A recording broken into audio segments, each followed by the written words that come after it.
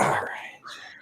And we are live. What is up, everybody? Aaron the Dog back with another UFC Breakdown show with the one, the only, my fellow host, Boston Comments herself, Bunny. How are you from Studio B live tonight? Studio B. We'll get the pointing right at one point. You got to go the opposite. Look at everybody in the chat already. I love you guys. Yep. Justin, you not at a concert right now? No, he might be at a state fair. So he either is at a concert or a state fair. He's either at a concert or a state fair. That would be me putting it on to make sure that the stream looks okay on my phone, and that was you about 10 seconds in delay. But Jay's here. Miz is here. What's good? Miz is, like I said this at another breakdown, but I repeat myself because I repeat a lot of jokes. Miz is at more breakdowns of mine than I am. It's absolutely wild, the dedication of this dude, going all the way back. Miz, you gotta come on with us sometime. We should have Miz on. Yeah, Miz, if you don't want to show your face, I know some people are a little shy. We'll keep you audio only if you want to do that, but you should show your face because I'm sure that you are beautiful. So anyways, speaking of beautiful, and I'm not talking about Bunny, I'm talking about our guest. We have a guest tonight. I don't advertise guests often, but if you've read the description, you should know who our guest is. I don't advertise guests often for a few reasons. One is because fighters, y'all motherfuckers are not reliable. Like, y'all are flaky. Your schedules are changing. Like, there's head trauma involved. But with this guy, I didn't have to worry about it. I see him in the comments of these breakdowns. If you've been in the comments of the breakdowns, you've gotten to talk with him. He's probably known for a few other things, like elbow finish on Fury FC at Dana White's looking for a fight to get a contract. Soon to be UFC prospect. We got him dancing. Fernando Padilla. How are you, How are you, people? How are you guys? Good, and you guys? Really good. Fantastic, man. This is actually, fun fact, your Aaron the Dog debut. Your last, our last interview took place on my previous channel that I worked with. So this is your Aaron the Dog debut. Congratulations. Welcome to the show, Fernando Padilla. For those who don't know, Amazon, Fernando Padilla. Yeah. How are you? Hey, really good, guys. Thank you for inviting me here. I'm really happy to be with you guys, with you too. Awesome. I'm always trying to catch you guys when I can. Obviously, fighters were not relatable. It's great to have you here. Yeah, we're huge supporters of Fernando here on the show. I know. Let's get the not fun stuff out of the way first. You should have already been a UFC debutant at this point. UFC fighter, exactly. I had to go back and double check. I'm like, he is not a UFC fighter yet. Technically, I mean, he's been signed, but visa issues. Tell us a little bit about basically what's kept you out of the octagon. You were supposed to debut at 145 against Sean Soriano in a fight that I got a peek at the odds at, and you were going to be about 2.5 to 1 favorite against a very legitimate MMA veteran in Soriano. So that sucks. I was looking forward to that. But what has kind of been going on in the last about 5-6 months for you? The last 5 months have been the same. I mean, it's been hard, obviously, because I cannot count. Personally, I don't count myself as a UFC fighter because I need to fight there first, right? But it's been hard just for that. Also, I keep training, right? I've been training since my last fight. It's not like I got hurt. So I was ready for the Soriano fight, and then more things keep happening. But just know, guys, that I'm ready. Like, I'm always ready. I'm stay ready. Yeah. So whenever I had the opportunity, whenever we get the opportunity, you guys will know as soon as I get it. Yeah, I mean, you look like you're in tremendous shape. You look like you're in great shape right now. I'm working on it every day. Working on that shape, right on. So Fernando, tell people a little bit about kind of your background. No, he is not doing the Contender Series, Jay. He is signed to the UFC. This man is signed to the UFC, the smoking pug right on. Here we got a little. we got. Don't What do worry, you I think? got What do it. you think, Fernando? We'll give it. I I'll already give the. I'll give prepared. the. I asked him to leave. Don't worry. Yeah. Yeah. You know. What have you noticed a little more noise yet from being signed to the UFC, or do you think that's kind of waiting to come once the fight's signed and you're at fight week?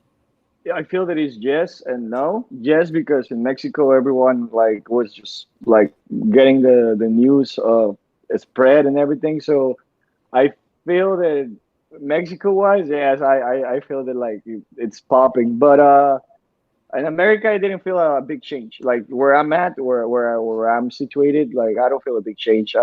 I mean, I train with UFC fighters. I've been training with them for like years, and I feel that that's something that that I've been saying lately. That people ask me a lot, like how will I feel? How did I take it? It's just normal. Was big for a week. It was a big rush for a week, but right now it's just normal. Like like I feel that when you live on a fighter environment, it's just like okay, you win, you lose, good job, you're great. Next thing to do. So like the next week is already another fight, and I feel that that's been for me the most thing. It's just like okay, stay focused and stay consistent, and when you have the opportunity, you will show yourself. So like I'm just focusing. Mentally, I'm there. So we're currently, where are you situated at? California. So you are in California, and I just guess I don't understand how we're not going to get into a big visa system discussion here. So you're currently still training at Onama, correct? Are you training in multiple gyms, or is that just your main one gym? That's my main gym. I pretty much I'm there all the time. Yeah. And do you have main training partners there? Are you kind of rotated throughout? How does take us through a typical day in Fernando Padilla during the visa pandemic, whatever the hell era we're in? It's different, right? During the visa pandemic, if you want me to talk about, like, for example, last year, that is when everything started. Last year, I was stuck in here in America, and I was like literally helping every one of my teammates. I don't know if you remember, but Chito was still fighting with us last 2019 and in 2020 a little bit. So I helped him for O'Malley's camp, and then Louis got that fight, right? So I've been kind of on and off helping him, and like because I'm tall, I'm skinny, I'm kind of similar style. So pretty much I've been helping everyone. I don't have a main teammate because I tell you the team just keep running over, and we have new people coming, and then all people just go. We have people who comes and go. For example, Frank Camacho, Brent Primus, Ricky Simone. They come and go all the time. So like it's fun to see new faces, new bodies. Other than that, we just train with everyone. Like I train all over. Yeah, that seems like that seems like making the best of a bad situation. Something that I think that you probably do quite a bit. Bunny, I don't want to take all the questions here. Do you have any questions for Fernando? I know it's funny because we all Bunny. are. No, yeah. I'm just excited to see you fight. Thank you. I'm ready to go. Yeah, guys. Honestly, like I know I don't want to talk a lot. I really don't like to talk a lot, but I've been working a lot on myself. So you guys will see a different Fernando. Obviously, same pressure and everything, but technique wise and everything, I'm getting really, really better. So like you guys will be surprised. All right, 1 second. Hey, parlay game, smoking pug. Like, stop bringing your fake accounts on here. I don't give a fuck about any of this shit. Don't give him any more attention. We got Fernando Padilla here. Don't give him any more attention. I'll give the troll and his fake accounts attention. It's probably I have an idea who that is. But anyways, appreciate extra views. Me too. We know who you are, Parlay. But anyways, Fernando, we'll keep it positive. With regards to your next fight, do you still want Sean Soriano? Are you willing to take short notice? Is that what you're anticipating at this point, or are you anticipating a full camp for your debut? No, I mean, if I have a short notice right now, it wouldn't be a short notice, to be honest, because I'd just be training. So that's a I yes. Yes, that's a yes.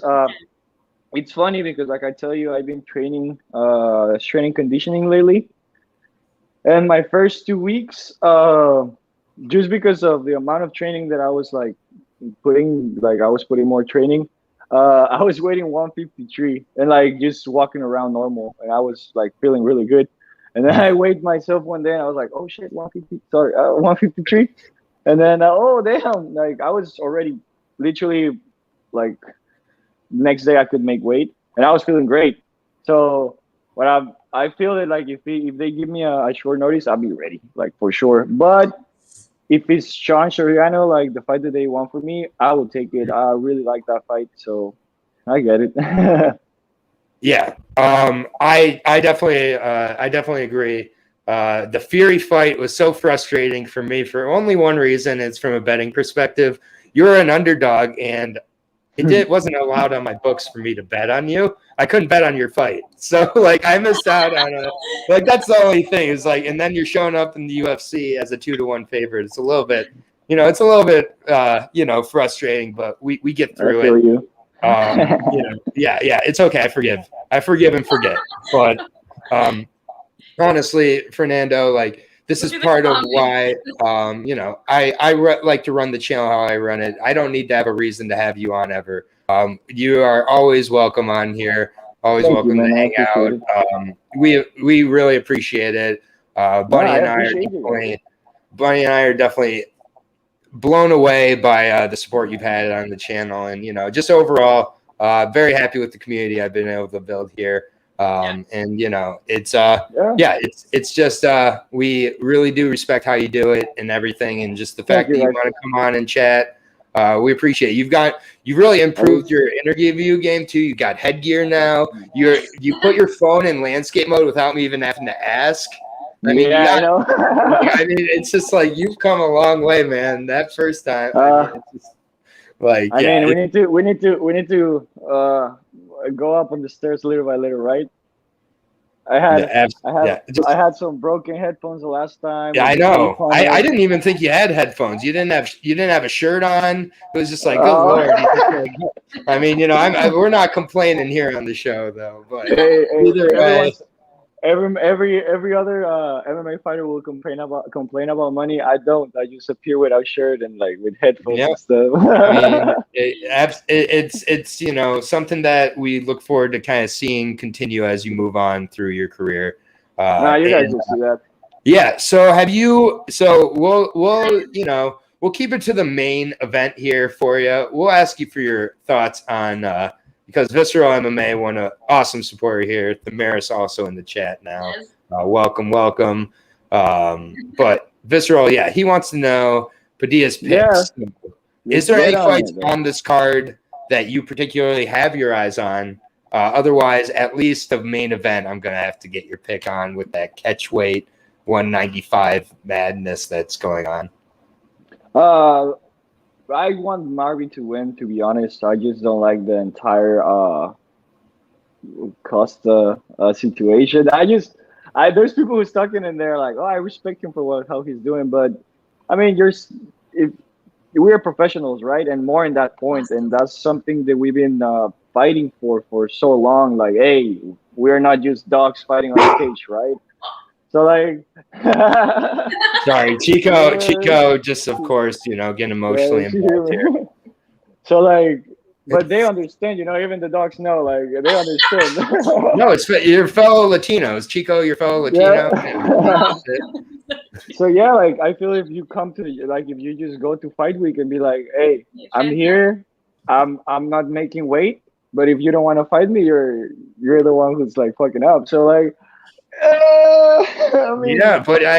It's interesting. I mean, he had to give up 20% of his purse, and it's at 195.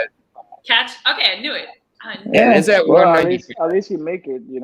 I feel that it was more because of Martin was like, hey, like I just want to fight. I mean, right now it doesn't seem that to me, and we'll talk about this more in the main event when we get to it, but. It really doesn't seem to me like Vettori was willing to not take this fight. Sometimes you hear guys say, like, I'll take this at heavyweight, and you're just like, okay, you don't mean that. I do think that Vettori right now is very aware that he beats Paulo Costa. I think there's several reasons why. I haven't talked to anybody so far who's making a compelling case for Paulo. So, I mean, and especially now the weight miss, he really seems off. Like he just I don't know what it is, and it might be mental games, and maybe he shows up on Saturday, but it's incredible how you come to fight week and be like, yeah, I'm like 25 pounds over, but I'm not. And just says it, and the way he's saying it, he's like, it's not my problem that I'm missing weight. It's really a weird, toxic, I've had he's not my fault. It's your fault. It's like, how is this my fault?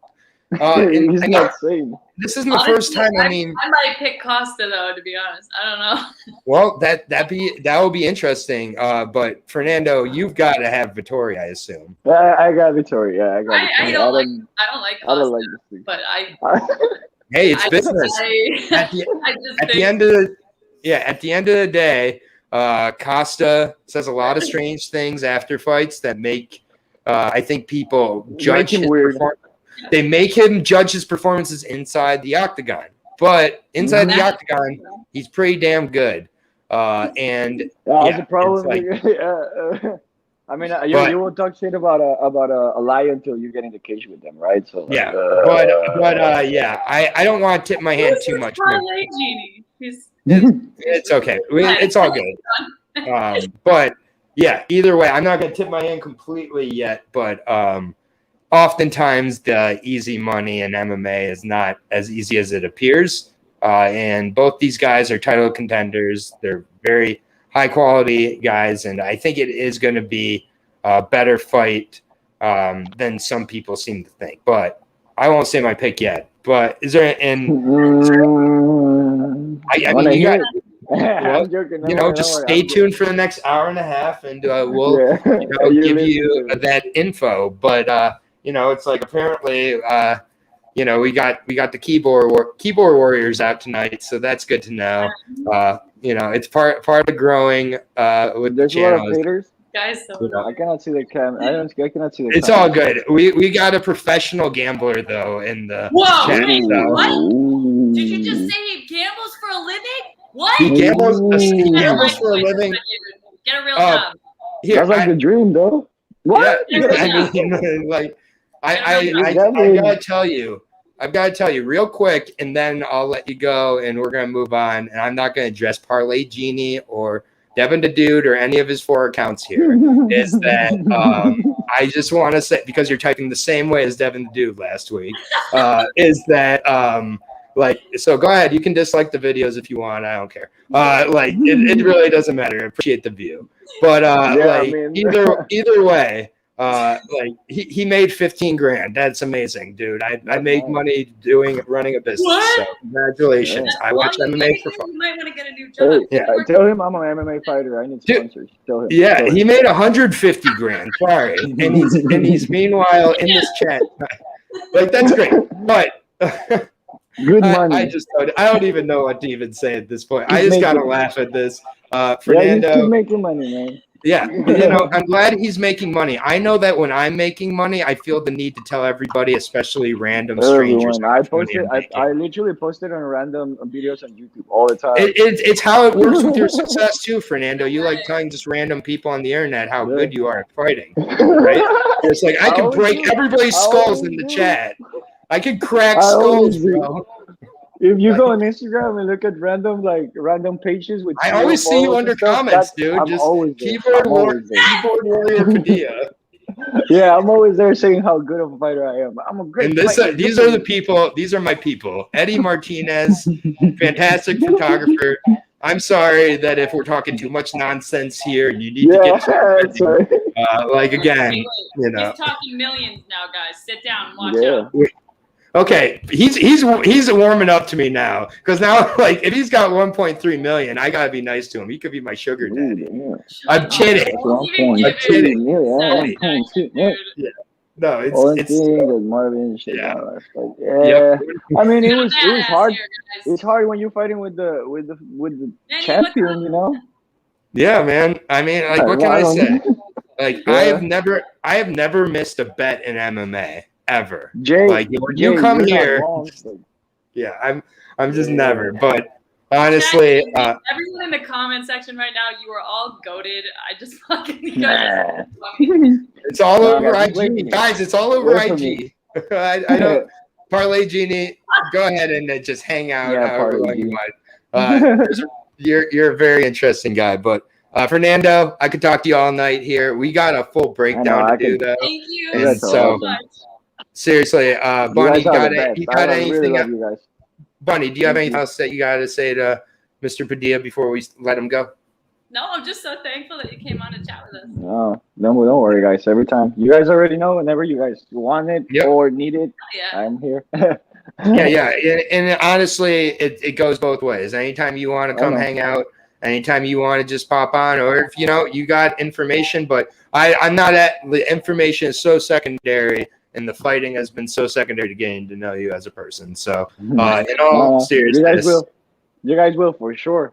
yeah, man, we appreciate it, and you can appreciate ask it. other fighters, which I would reveal off air, but we are fucking vaults. Just saying. Mm. So any information, it doesn't go further than the two of us. So, and Madi, just real Sure. quick, Madi got in here late, but just real quick, Fernando's currently working on getting his visa. So once his visa, she asked, when are you fighting again? Yeah, I see it. Okay, sorry. On my screen, it's a little bit You're good. behind. I apologize. Yeah, I got it. Yeah, you got it, professional. I hope I can fight. I hope I can fight against you. Against him? That's what I can tell you, Maddie. Nah, Yeah, absolutely. Yeah, Maddie. Yeah. That's what I Yeah, can tell absolutely. you. But, just wait. Don't forget the name Fernando Padilla. I'll be there and I'll be making good things. Wait, I'm trying to think. I'm trying to think real quick. What did Brandon think? What did Brandon think your name was the first time you came on? Didn't he think you were someone else? I think he thought you were like Jacob Rosales or something. And then I was like, "This is Fernando Padilla." No, you're on the same. No, you were on the same show as Jacob Silva, who also was fighting on that Fury card. He was fighting in flyweight, and Brandon told me to write it in the description as Jacob Rosales. So it was Jacob Rosales and Fernando Padilla who were on. So it was Brandon has some issues with Latino fighters, and like he likes to call them all Kevin Aguilar. I think he said you looked like Kevin Aguilar. I think that's what he said, and then he said the next week to a Nicaraguan fighter. Like Kevin Aguilar. No, you don't. But either way, if you say Fernando. Alex Caceres, I think Alex Caceres is a little bit more accurate. Maybe, dude, I don't see Alex Caceres. I see like maybe Saeed, maybe Sabit, maybe like a 155 Pacquiao a little bit. You got a little Pacquiao flavor to you. Maybe it's just I don't know. I'm not sure what it is. You I'm never not know. sure. But either way, we'll save that for the next time when I make a fool on myself. Bunny, as usual, she put your IG in the chat. So give him a follow, everybody. Keep your eyes out for Fernando Padilla. Type his name into Fight Pass and check out a hellacious elbow finish of Cameron Graves. We appreciate you, Fernando Padilla. Thank you guys. Thanks for being here, Padilla. Thanks, man. Yes, have a great night. And, yeah, you can hop next into time. chat and learn how to be a millionaire from Parlay King or whatever his name is. Thank you. I will be there. I will retire from fighting, become a professional gambler like him. I'm going straight to the comments, so I'm going to go out of here and I'm going straight to the comments. Hell yeah. Definitely make sure to say hello to Miz for me because Miz is a goddamn legend. They all are, man. Appreciate you, Fernando. We'll talk to you very soon. Thank you, guys. I appreciate you too. Right. Have a Great to see you. Good day, and I keep seeing you here. Yeah. Oh my God, that's a real nice vein. That you saw to contest that vein too. That's not one of those Arden Hose veins. That's that real vein. Aaron. Peace. All right, that is Fernando. So wholesome and sweet. I'm thirsting over our guest here, Fernando, and his veiny arms. Absolutely, Miz. And, the dogs are getting a little bit excited here. Hopefully Is Turks Yeah. there? What fight should I watch of his? Honestly, Jay, ask him to point out Cameron Graves is a fantastic fight. His last fight with Fury FC. It's available on Fight Pass. That's a really good one. But he is a nonstop action fighter and only 24 years old. The dude is going to be a stud. Really entertaining. Yeah, and he's a better person than he is a fighter, which is scary. He's got Honestly. such a big heart, dude. He's so wholesome. He is a beautiful, beautiful man. And I love the guy. It's great to see great people doing well. And so what's the move, fellas? Well, we got a breakdown to do now, Dapper. That's what we do here. So is he like Jonathan Martinez? What do you mean by that, Visceral? I don't know what that means. Not all Hispanic people are the same, Justin. Yeah, oh, no, and I will try not to mute myself too much, Bunny, but the dogs are warming up here. So if I mute myself from time to time, that is why. But we're going to go ahead and jump into the breakdown show now. Thank you all for joining us for that interview. Thank you all for joining us for all of these breakdowns. I just am still blown away every week that people are showing up to watch these, and I'm lucky enough to do these with you, Bunny. The secret also, real quick, the secret's out. Brian is a father.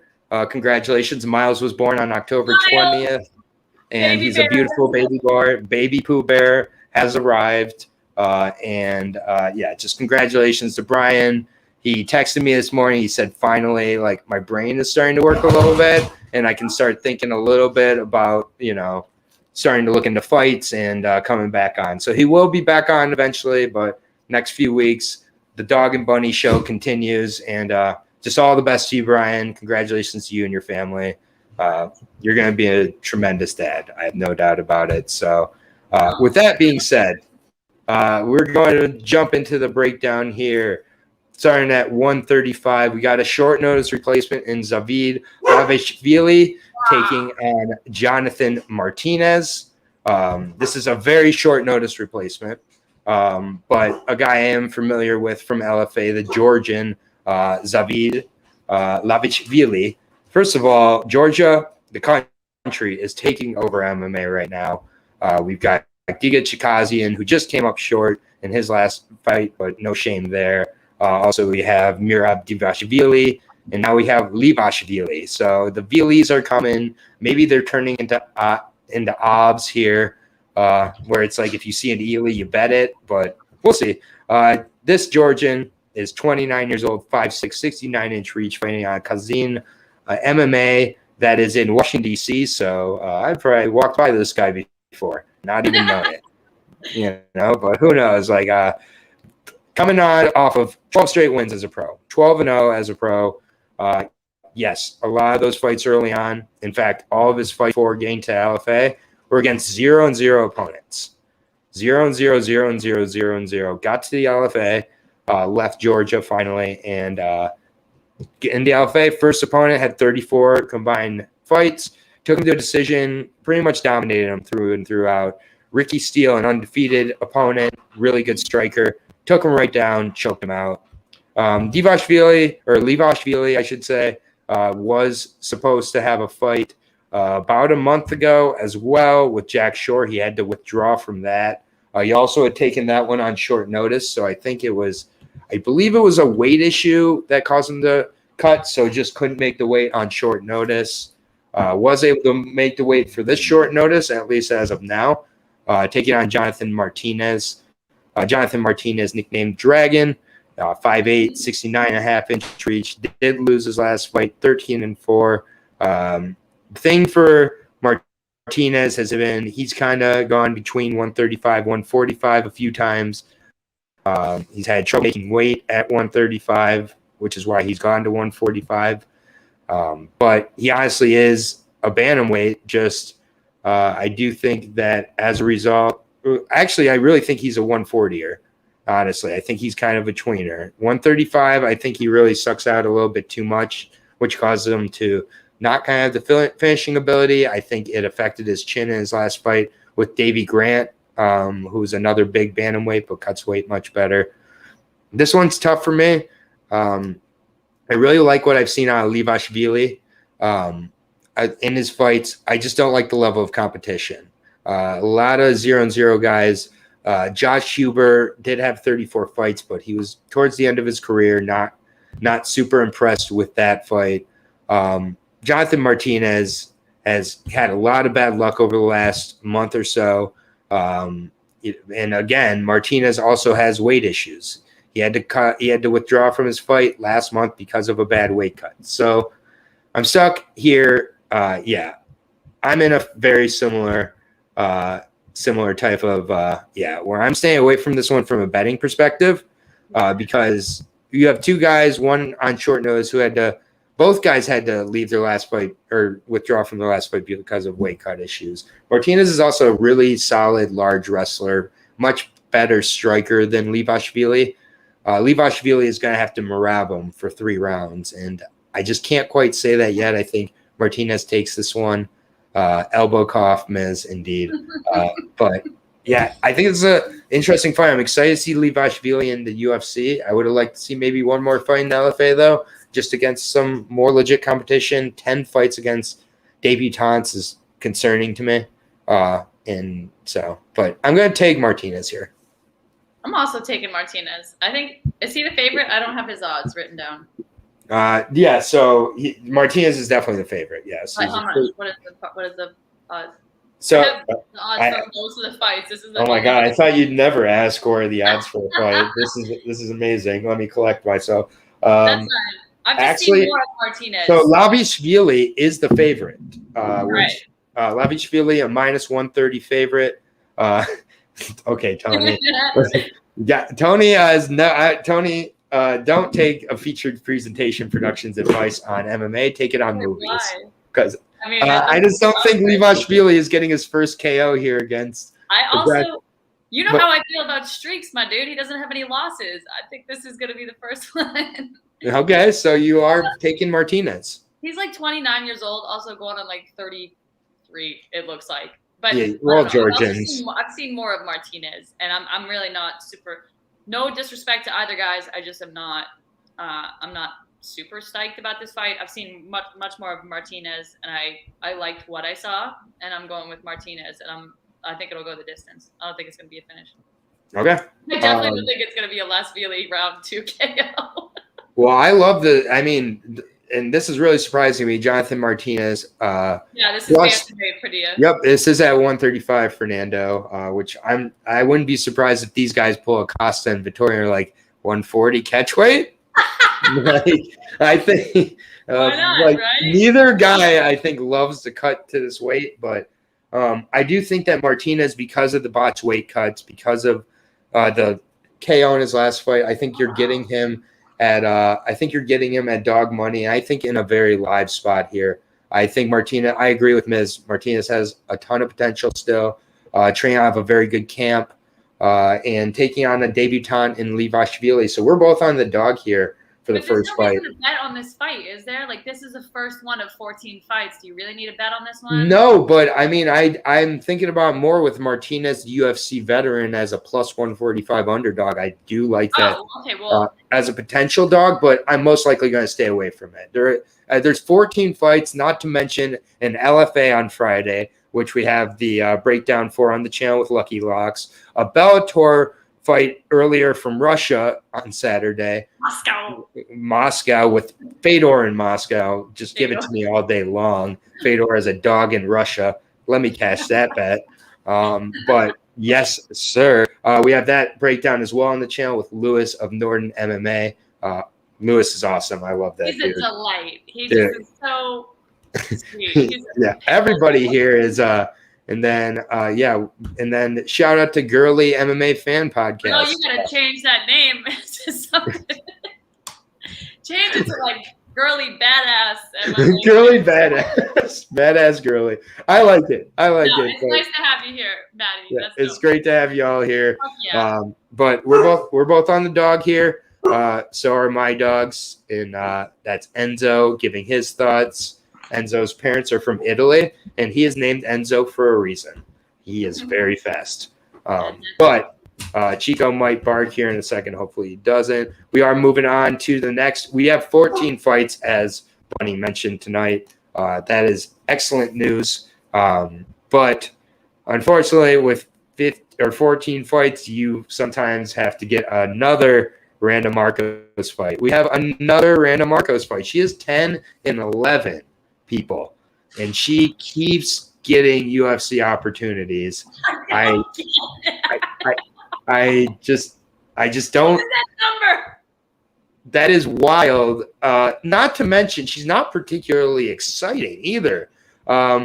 She is from Canada, 36 years old, 5'4", on the original season of the strawweight Ultimate Fighter, 5'4", 63.5-inch reach.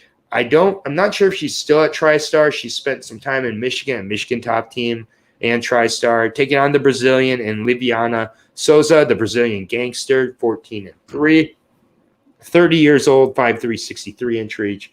So pretty similar, setups here for these two strawweights. Randa Marcos, 10-11-1. That is absurd, dude. Yeah, it's a crazy record. Not only that, but it's not like she's 10-11-1 and like she lost early on. She's on a 4-fight losing streak. She's somehow not the first prelim fight. She's somehow in the UFC still. This is just crazy. I will say her last fight against Luana Pinheiro, she was looking really good in that fight. And Luana was losing that fight. Randa was on her way to winning that fight. And then Randa threw an illegal up kick, which Luana totally milked and took the way out, in my opinion. So that is a tough break for Randa. She got a loss in that fight, which, yes, don't throw an up kick in a fight when they're on their knees. I agree, but that's a rough one for her. She did win that. And before that, her last 4 losses came to Claudia Gadea, Amanda Ribas, Mackenzie Dern, and Kanato Murata. None of those are bad losses, honestly. I'm not all of a sudden trying to defend Randa Marcos here. Don't get me wrong. But you look into that record, and there's no bad loss on there from those losses. She's not turning down fights with any of these fighters who are really good fighters, and she was winning the Luana Pinheiro fight before the upkick. She has a draw with Marina Rodriguez. That was not a draw, but has aged very well. And then she has a win way back in 2017 over Carla Esparza. That's looking really good. I mean, she's got very good wins. He's so funny. He says the funniest shit, dude. I swear. Who? What presentation.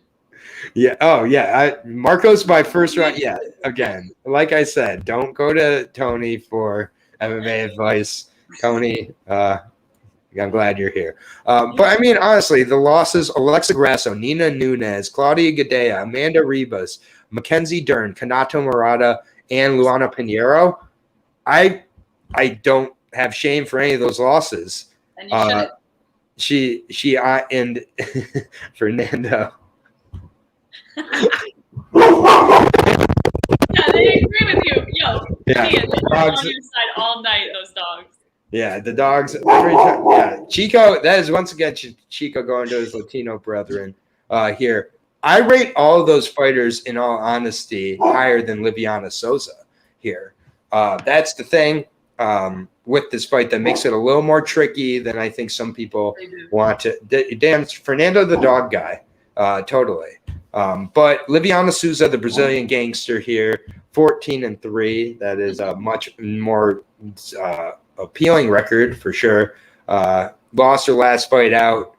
Looked really terrible, honestly, in that fight against Amanda Lemos. She looked like she did not believe she could win, and she got destroyed. Power jab, put her down, knocked her out. That's not happening here. Plain and simple. What could happen, though, is what happened in Liviana Souza's loss prior to that. Yes, she got a win over Ashley Yoder. Okay. Ashley Yoder might have as bad of a record as Randa Marcos. And But Brianna Van Buren, that's the fight that I look at. And I think that Randa Marcos can replicate that pretty easily, if I'm being honest. Right away when this was released, I see Randa Marcos with a fight in the UFC. I'm thinking I'm picking the other person. But that's not how it works. Randa Marcos, when you really do look into that record, she's not being finished by most of these girls. And she is an absolute fantastic not fantastic. Hold on. Slow down. She's a good wrestler. Sorry. Got a little excited. I was trying to keep track of the chat and everything. And But let me focus on the breakdown. That's what, buddy, you're the master of the chat.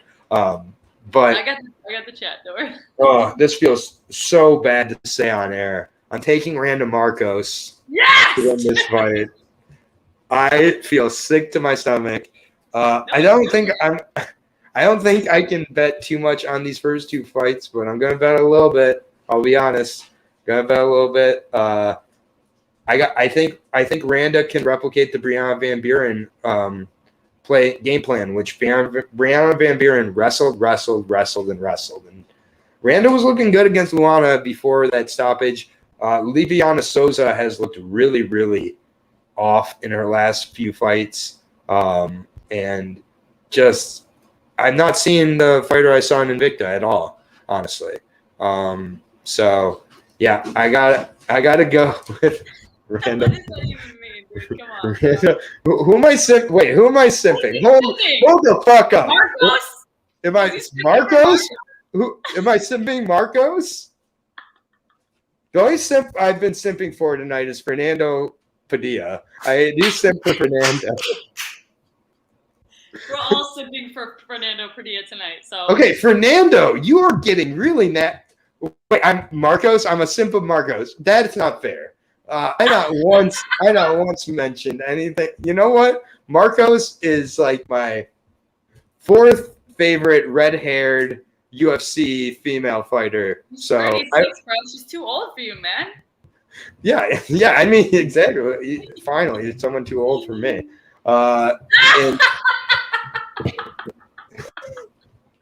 No, they were coming after me earlier. It's your fucking turn. Yo, what the hell? I don't simp. Anyways, Bunny, your thoughts on this fight?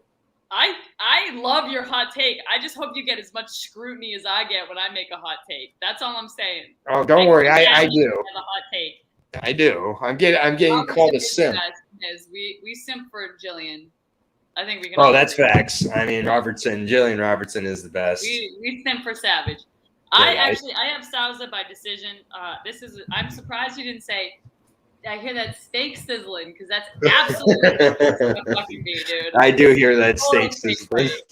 Come on. I hate how many weeks it ends up being a female fight because everybody knows I am a huge fan of female fights. Like as am I. I'm a female. I'll get to sort of be a little bit on the tipping scale there. I'm not a fighter, but yeah.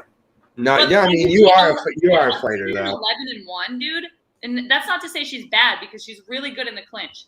She's good in the clinch, and I think she's got more to lose. So I get the pick on Marcos. She literally is fighting for her job. There's no way they can give her another fucking shot here after this. Right.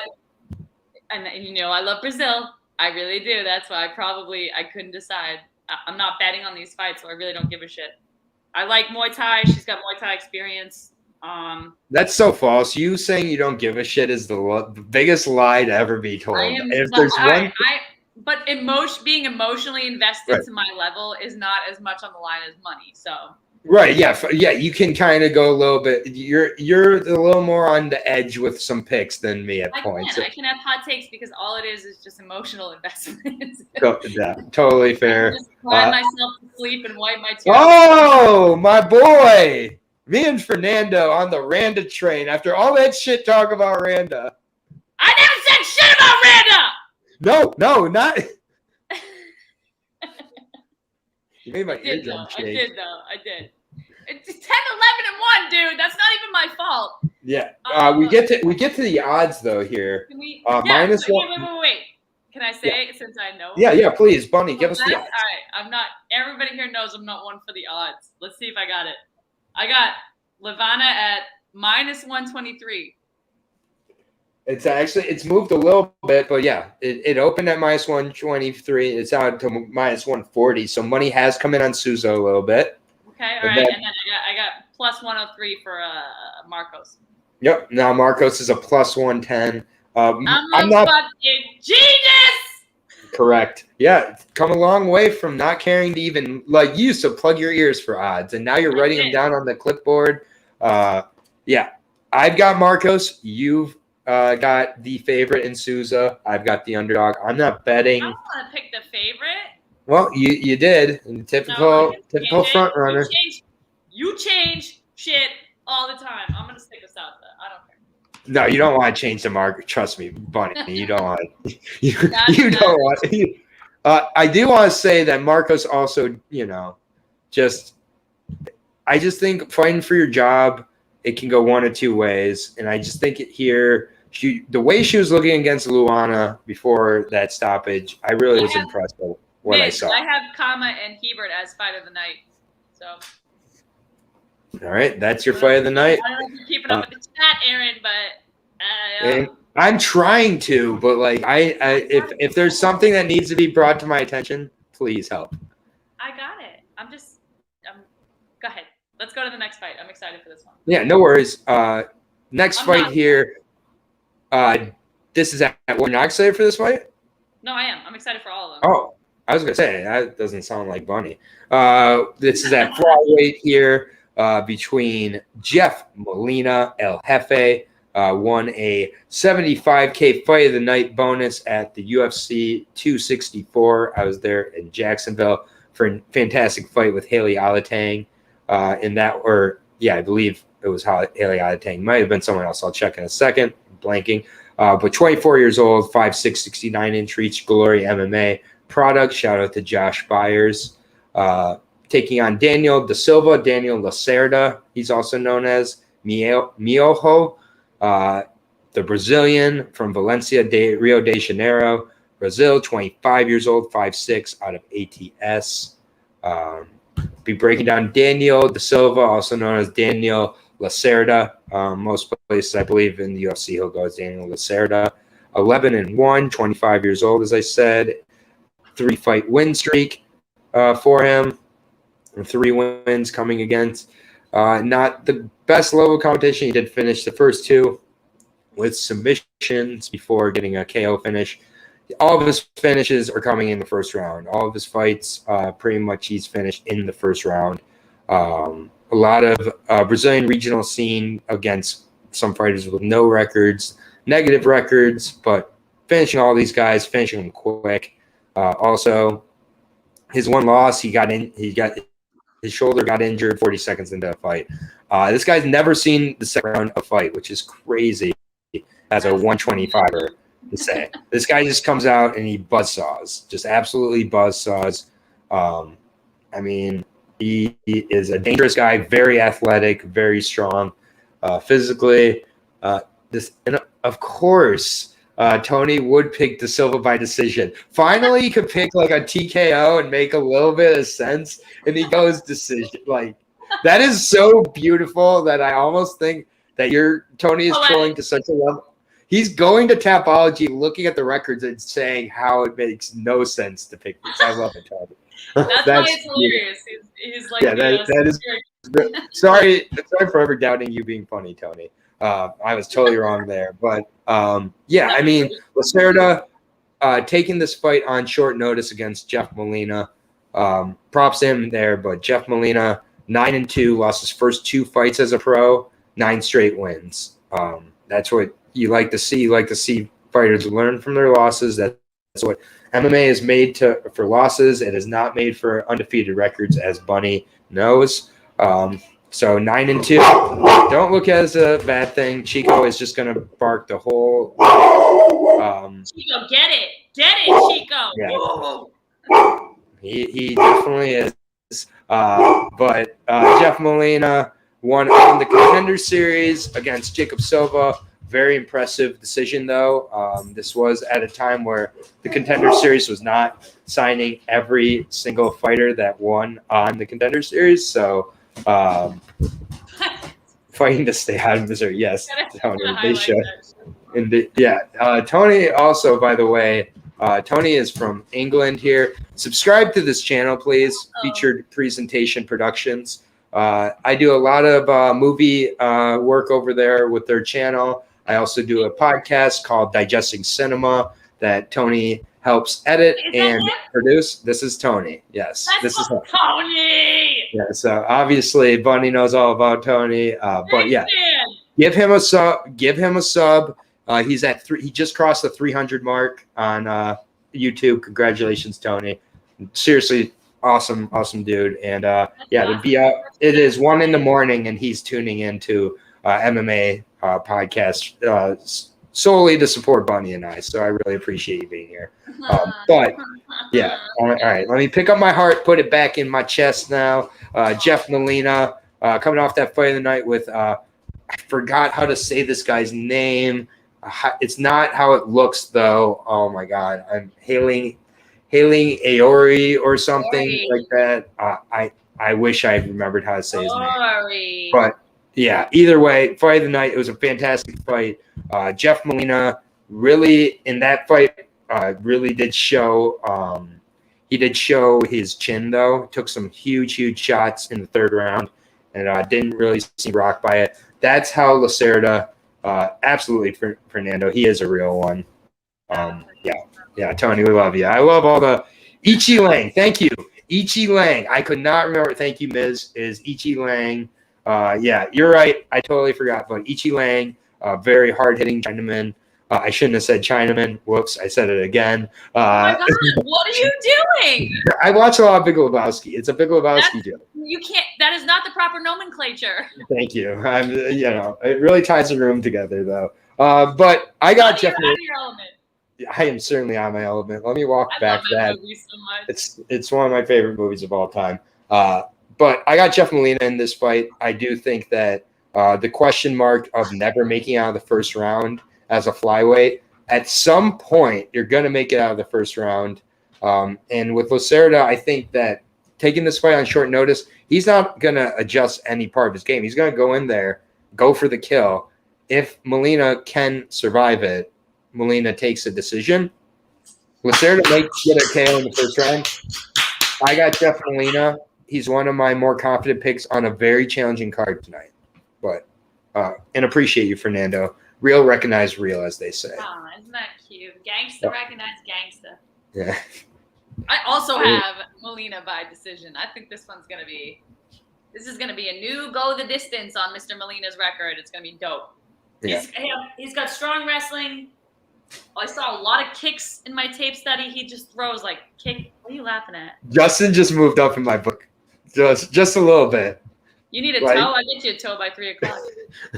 I figured he'd write down like his Justin English or I meant to put this one up. Obviously, you're not a golfer. Obviously, you're not a golfer.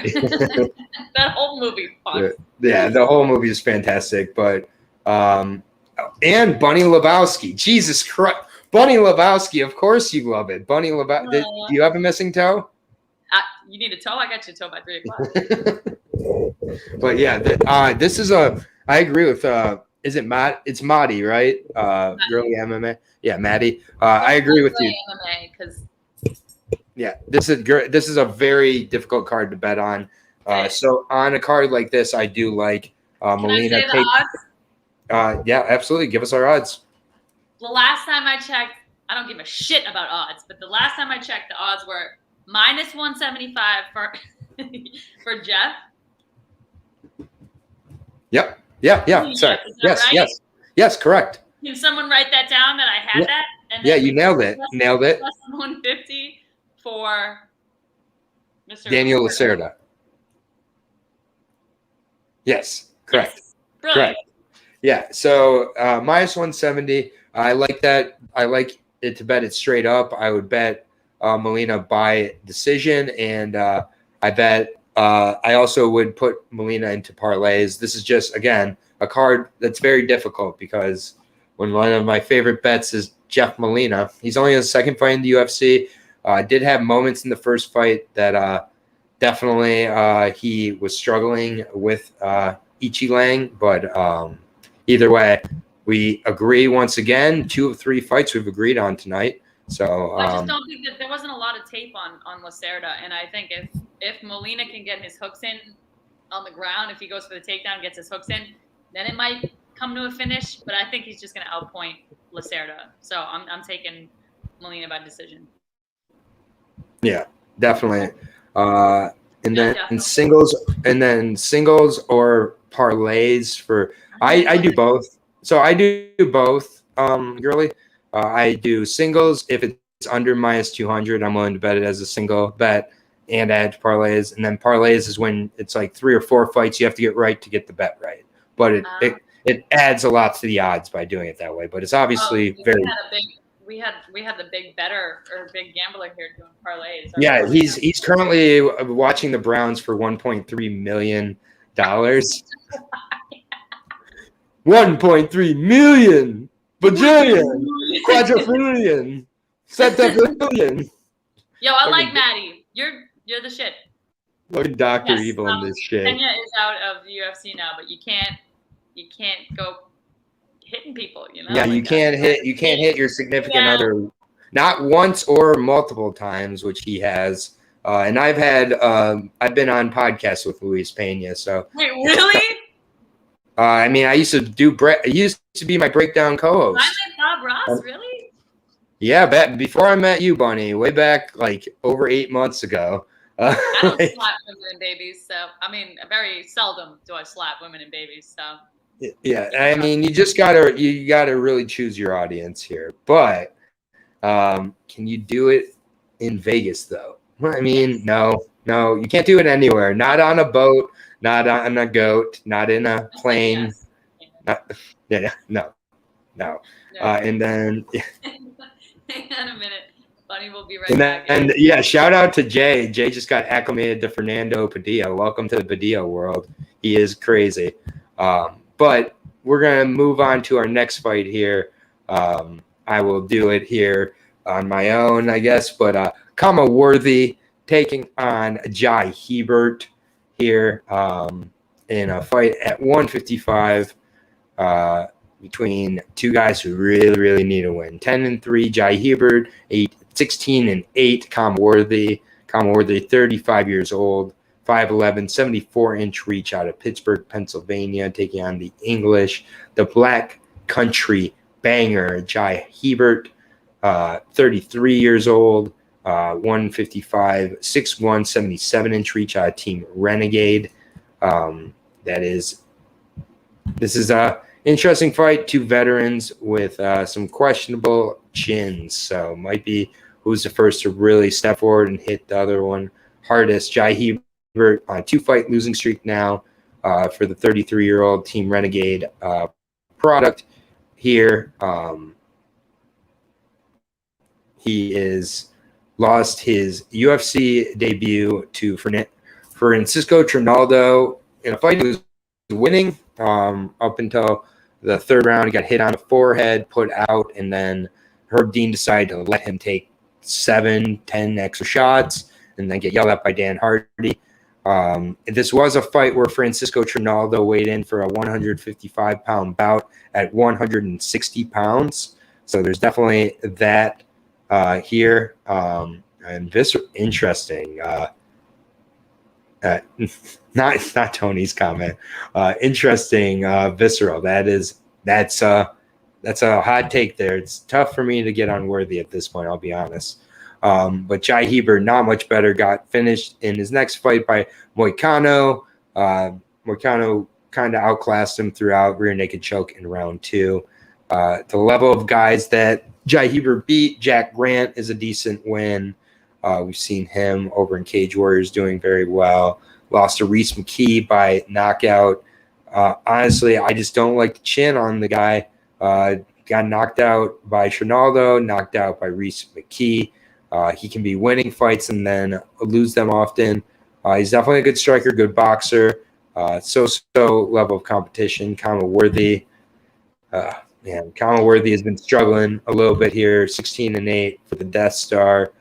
2 straight losses for him out of the Academy. Pittsburgh lost to Otman Atzatar by KO.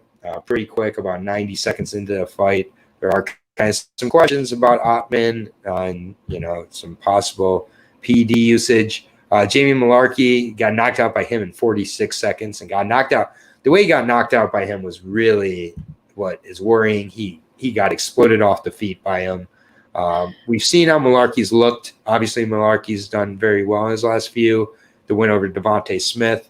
The Luis Pena fight, he was kind of losing that fight until Luis Pena ducked for a takedown in the third round. He snatched up the guillotine. He got the finish. Then obviously the Devontae Smith knockout first round. I can't trust Kama Worthy at this point. Kama Worthy has been finished by KO 6 times. That's a huge amount of KOs. Been knocked out by Billy Quantillo, Matt Bissett, Anthony Rettig, Kyle Nelson, Ochman Azatar, and Jamie Malarkey. His last 6 losses have all been by knockout. His last 7 losses have all been by knockout. The first loss was to Paul Felder, so I'll give him a little pass there. But his last 7 losses have been by KO. I gotta go KO here for Jai Hebert. Aaron, what does that say? That says KO Hebert right there. What's that say? Yep, and then it has the odds, which I'll let you do the pleasure of. But yeah, do you have kind of anything to add to this fight? Like, I kind of talked for a while there about this, but no, that's okay. I left, so I have this as fight of the night. Actually, I know Kama Worthy is there. I know. Just hear me out. Hear me out.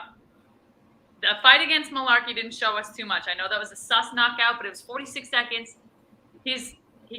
Kama gets stunned easily, so if you rock him, it throws him off entirely. Yeah.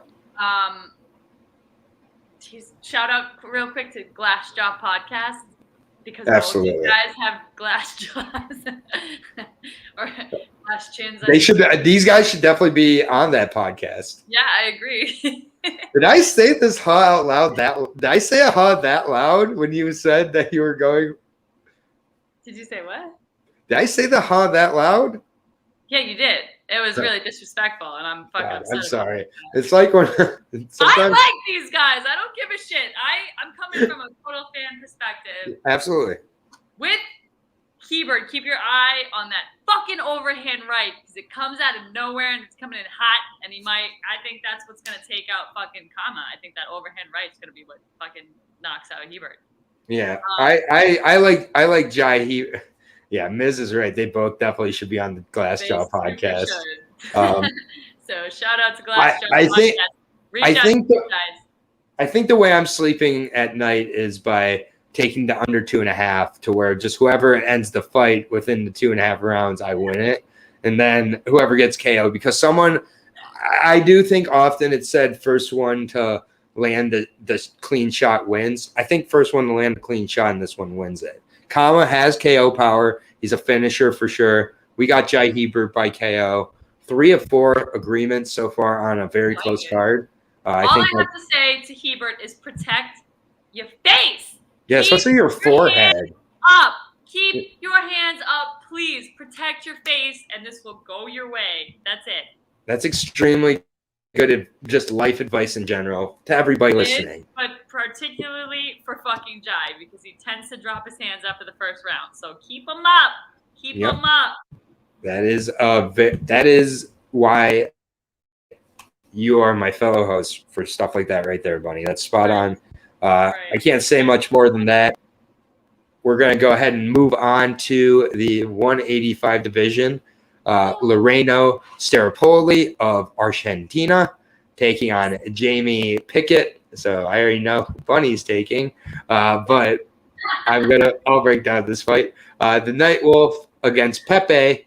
Pepe, 28 years old. That is Staropoli, 28 years old, 6'1", 71.5-inch reach. Taking on Jamie Pickett, the Night Wolf, 11-6. That's getting close to salty. 33 years old, out of Wilmington, North Carolina. So definitely very familiar is Brian Battle with this guy. Could have used Brian's advice before this. I should have reached out to him, but he's busy raising a child or something. I don't know. But 6'2", 80-inch reach. So that is a count it, 8.5-inch reach advantage for Jamie Pickett here, taking on the former welterweight in Loreno Staropoli. Pickett, if it was a bodybuilding contest, he wins. It's not, though. It's an MMA fight, and he's lost 6 of those so far, including his last 2, 11-6 for Nightwolf. Again, 80-inch reach is great for the middleweight division. Love to see it. Got knocked out by Jordan Wright just outside of a minute. That was the fight that made me a Jordan Wright believer. I'll be honest. I did have Pickett in that fight, and man, was I wrong. Jordan Wright just landed everything he needed to, put him away. Before that, sorry, go ahead. I think I picked Pickett too, and we were both like, fuck. yeah, it was a very quick off. I bet Pickett in that fight. I definitely switched my opinions on Jordan Wright, as anybody who's listening knows. Lost his UFC debut to Tefon Nchukwu. That's a fight where, I mean, he looked okay in the fight, was a little bit too inactive with his striking, but I mean, he took everything Tefon Nchukwu had to offer, and that is, Nchukwu hits like a heavyweight. So definitely Jamie's really, really, a really tough guy here. But yeah, his win over Jonathan Patti on the Contender Series, very impressive. He did what he needs to do in more of his fights, though. He led his strikes, though. I think he finished Patti with like a 24-strike boxing combo in that fight. And it's just like most fights, what you see out of Jamie Pickett is a whole lot of movement and not a lot of striking, often waiting for his opponent to strike. In this fight, we got 2 kind of counter strikers in Jamie Pickett and Staropoli. So, it's the thing with Pickett. He's not exactly super technically sound. He had 2 opportunities on the Contender Series before finally cashing in his 3rd opportunity. And the fighters he lost to were Charles Byrd, who we saw how he looked in the UFC, not great, and then Punahele Soriano. That's not a bad loss at all. Soriano's very solid. But, yeah, Pickett, he just has a weird way of standing. He kind of stands like he looks like he's getting ready to be rocked. This fight was supposed to happen 2 weeks ago. Yeah, it's rescheduled. The rescheduled bout, which is sometimes fucking. Well, both fighters did make weight, and they had to reschedule it because Pickett's cornerman had COVID. So, but I do believe Pickett has. Damn it! I do believe Pickett has much more weight to cut. So this is 2 tougher weight cuts in 2 weeks for Pickett, while Staropoli coming up from 170, I think, much less of a damaging weight cut here. You take everything from my notes, Aaron. Everything I'm about to say, I'm like, I got it written down. I'm going to sound so smart coming up from 170, and then Aaron's like, coming up from 170. Will you give me your breakdown on Staropoli? No. Well, I'm curious what your notes have. Okay. Staropoli that I like to break, but you're just on it. Aaron the dog, he knows everything, man. I trust me, I'm in the easier seat where I get to say whatever the hell I want and then be like, so I just took all the meat off the bone. Go ahead and tell me the one fact I happen to leave off. Like, it's a much easier in my position. He's from Argentina, so I'm picking him. But yeah, coming off of 3 straight losses for Staropoli here. Muslim Salikov, very good competitive fight there. And no shame in losing a decision to Muslim. That was at welterweight, lost to Tim Means at welterweight. I think it was after that fight he decided to move up. Did take on Roman Dolidze. I'll be honest, I don't like Roman Dolidze at all. Like, I think he is just, yeah. Hot take. Yeah, I just am not a fan. We didn't get the results of the poll. Aaron won the poll, and I won the bet. Thank you very much. That's the answer. Yeah, but I think we all know who. Aaron is more popular. Yep. Yeah. I have never.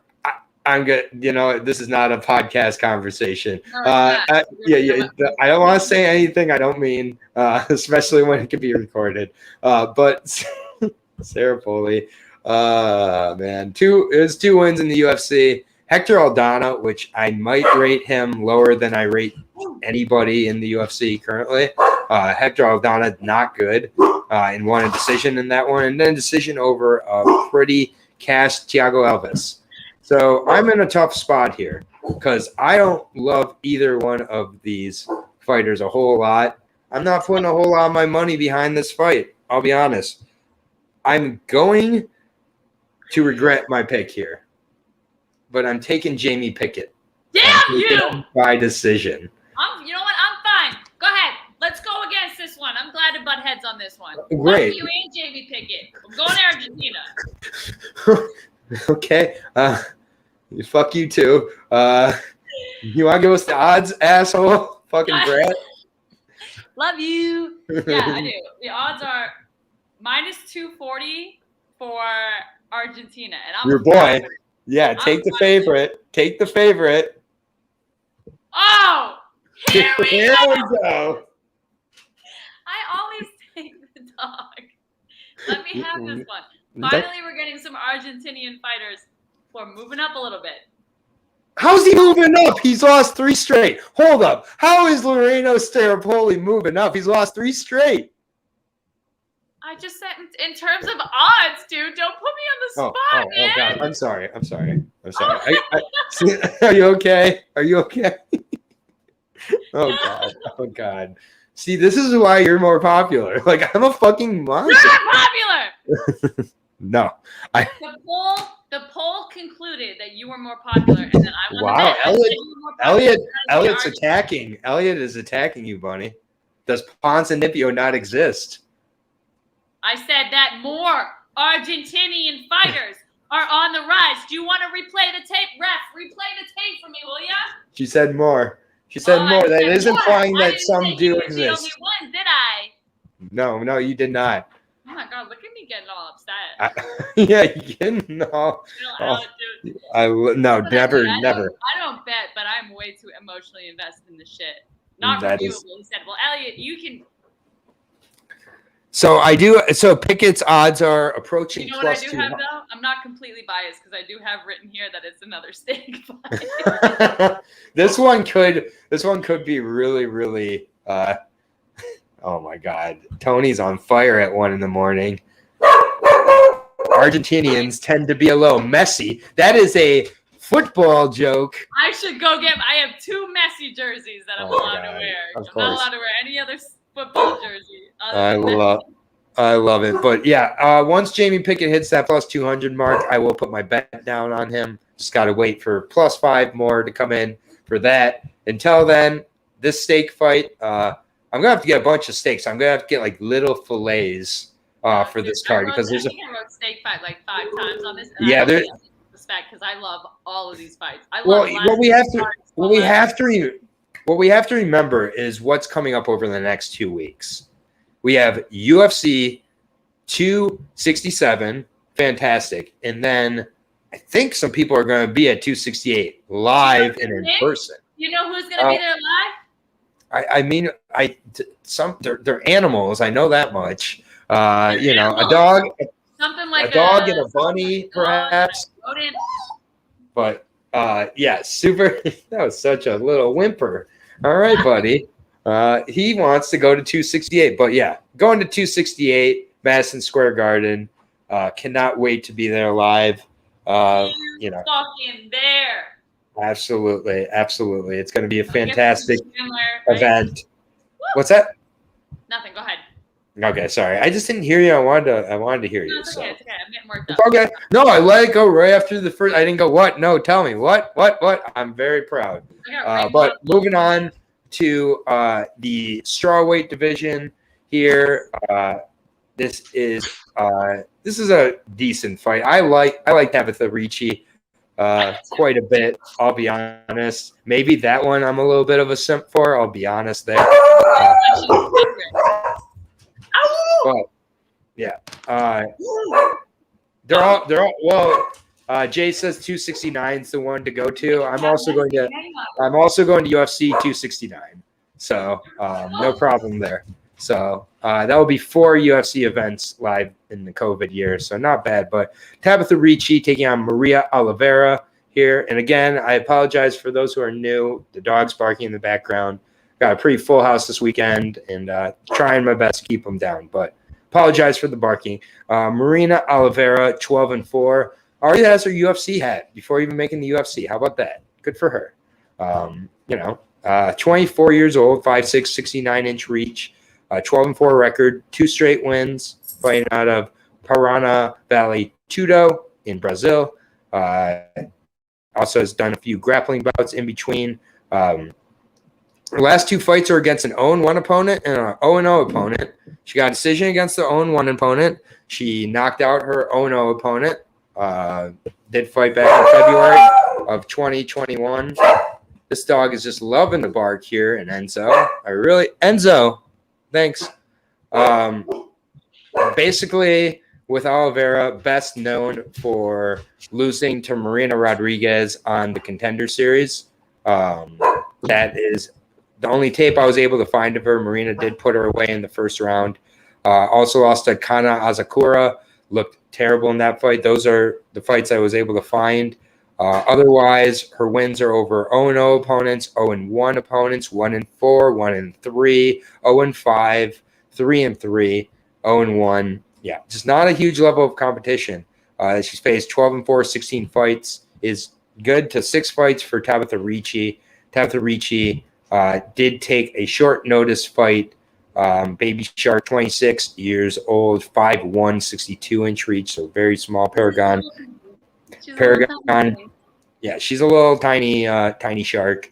And she went up to 125 to take on Manon Farrow in a short notice bout. That was crazy. Oh, nice jersey. It's on backwards. It's on backwards on purpose, Elliot. Oh my God. Yeah, Jesus. Okay. I know how to wear clothes, dude. Yeah. Okay. Humble brag from Bunny here. She knows how to wear clothes. She's messy from the front, Kenya. No, I understand completely. Elliot is just Elliot's on Bunny's ass tonight. I'm shocked. I guess so, Mr. Whitaker. But yeah, Miss Ricci, 1-2-1 opponent she beat, an 0-0 opponent she beat, a 1-5 opponent, and a 2-3 opponent. I know that you love odds, Bunny. Her odds in the UFC so far in LFA were minus 1410. Oh, fuck off with that. And then minus 2550 in her last fight, where she got a knockout. It took her till the second round, though. That is more than Usam Nurmagomedov. So what that tells me is that Tabitha Ricci has not faced a high level of competition either. She's minus 230 here. Is that correct? Which is very steep, to be honest, for a fighter who she hasn't proved herself against anybody. Her best win is a 2-3 fighter who she was a minus 2,500 favorite against. That's stupid. Those odds should not exist. I don't understand. I mean, they were justified because that fighter didn't belong in there. What that really tells you is that make that fight. Well, I mean, it's early regional MMA. My real concern here for Tabitha is she's to the UFC a little bit too early. I think she's got a ton of great skills. Her Brazilian Jiu-Jitsu is really outstanding. Striking's coming along. She seems to be a very marketable fighter, but I'm worried she's a little bit too early to the party here. Don't give me that. I'm mad because the first line on my Tabitha Ricci says UFC's marketing dream. So like, I mean, dude, here, man. Yeah, I mean, like we even see the marketing the same way. But yeah, this is one where I'm going to take Tabitha Ricci, but I can't bet it very heavily. She's got half the amount of fights of her opponent. Maria Oliveira does seem to kind of quit as the things get a little bit tougher here. Enzo wants to have me take the dog. I got Ricci. What are your thoughts? I'm gonna go take a look outside. I'll be right back.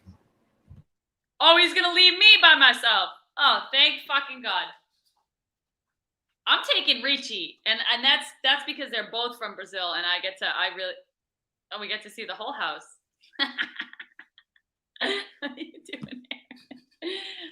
I don't bet, so I can be a little bit more risky with these, but she is the favorite. I hate picking the favorite.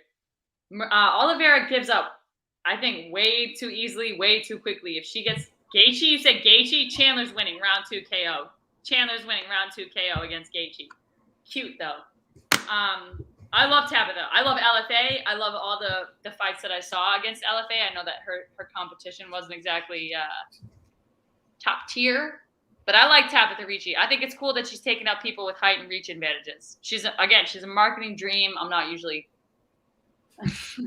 Yeah. No, I agree. And he's funny, dude. He's fucking funny.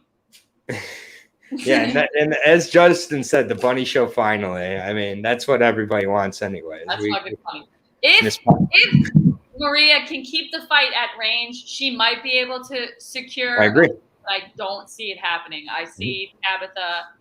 I mean, I see her. She's just a little bit more powerful. And she fought against Fiora, who, as we saw, and I was very. Are you laughing at me? I don't like to be laughed at, Fernando. I don't like to be laughed at. I was like, that's the dogs. That's the dogs barking. I'm not laughing at you. Fernando. I don't like to be laughed at for my picks. I don't care how ridiculous they are. Yeah. No. Don't. We don't laugh at picks here. You can debate me. Don't laugh at me. Yep. I don't care who the fuck you are. Yeah, I know better. Ellie, enough. I love how everyone's fucking counts out Chandler because he's from fucking Bellator. He almost took out Oliveira, just so you know. Yeah, we're gonna be at that. Did you know we're gonna be at that fight? Did you know we're gonna be at that fight live? We are gonna be at that fight live, but I'll get to shut up the entire fucking arena at MSG. Yo, I'm gonna have to protect you from getting into fights, aren't I? You're gonna have to hold me back because people are gonna be laughing. Oh my god, I don't know if I'm that strong. You're stronger than me, so I'm worried. Laugh at me. I've been watching MMA since I was in high school. I may not always make the right picks, but I'm not fucking stupid. Sorry, Padilla. You are not stupid, and you are not stupid, and you don't gotta apologize for anything. We are gonna move on. Luigi, I have her. Oh, great, he's back. Fantastic. Yeah, like, I banned you, dude. I put you in timeout for 300 seconds for calling Padilla garbage. It's all good. It's all good. Now we can say it to Padilla in the comments. They can talk together. Go ahead, chat with each other. But if you call any one of our fighters garbage again, why are you saying? I don't know what that means. Why are you saying I don't know shit about MMA, but I know why are you talking about Friends, Tony? Wait, who? I don't know about MMA, but I know Friends. I don't know Friends, though. Yeah, it's okay. I like Friends, so we've talked. I know you don't. I know. I'm working my way through New Girl. Well, come on, give me some credit. I don't watch Friends. I don't know Friends. I know you don't watch. I know you said you would watch The Office, but I'm never watching Friends. I'll never. Okay, I'm not trying to trade it. I'm not trying to make a barter. Yeah, you did, Padilla. Don't laugh at me. But next fight here, Mason Jones, David Onama. David Onama taking this fight on very short notice, stepping up, the Ugandan product out of Missouri, fighting out of Glory MMA. Again, shout out to Josh Byers. Did get to talk to him a little bit about David right after this fight was announced. He was very excited about it. Taking on Mason the Dragon Jones. Tough short notice debut here. 10-1 for the Wales product, 26 years old, 5'10", 72-inch reach, 5'11". David Onama did fight at 145 in his last fight. A little bit concerned there for the 8-0 fighter. Coming up from featherweight, fighting a former Cage Warriors lightweight and welterweight champion. So Mason Jones is pretty massive. Don't know why it said he weighed in at 145. It said it was 155 bout. So I'm not really sure the details behind that, but knocked out Brad Robinson, a 5-1 opponent in 2 minutes. All of his finishes have come in the first round except for 2. He has a second round and a third round finish as well. I watched a Mike Pilazzo fight with a knee injury. That looked kind of shady. Looked like he took a dive there, honestly. David threw not a heavy leg kick, and he went down. So a little bit of questions about the level of David's 8 wins so far in his MMA career. He has taken this fight on short notice, so props to him there. But we got a 0-1, a 2-0, 2-0, 11-13, 2-0, 8-4, 16-11, 5-1. So, I mean, he's fought with FAC for a lot of his career, a good regional organization, but Mason Jones is an absolute beast. 10-1. He is coming off of a fight of the night, fight of the year contender, which happened all the way back in January at the first fight of the year. So I think a lot of people have forgotten this, against Mike Beast Boy Davis. Those two absolutely threw down in that fight. It was an awesome fight. Mason Jones took everything that Mike Davis had to offer, came back, was running his way through Alan Patrick before he somewhat had an eye poke that Patrick ended up taking out of the fight. They're supposed to redo the fight, but Patrick ended up pulling out due to weight issues a week ago.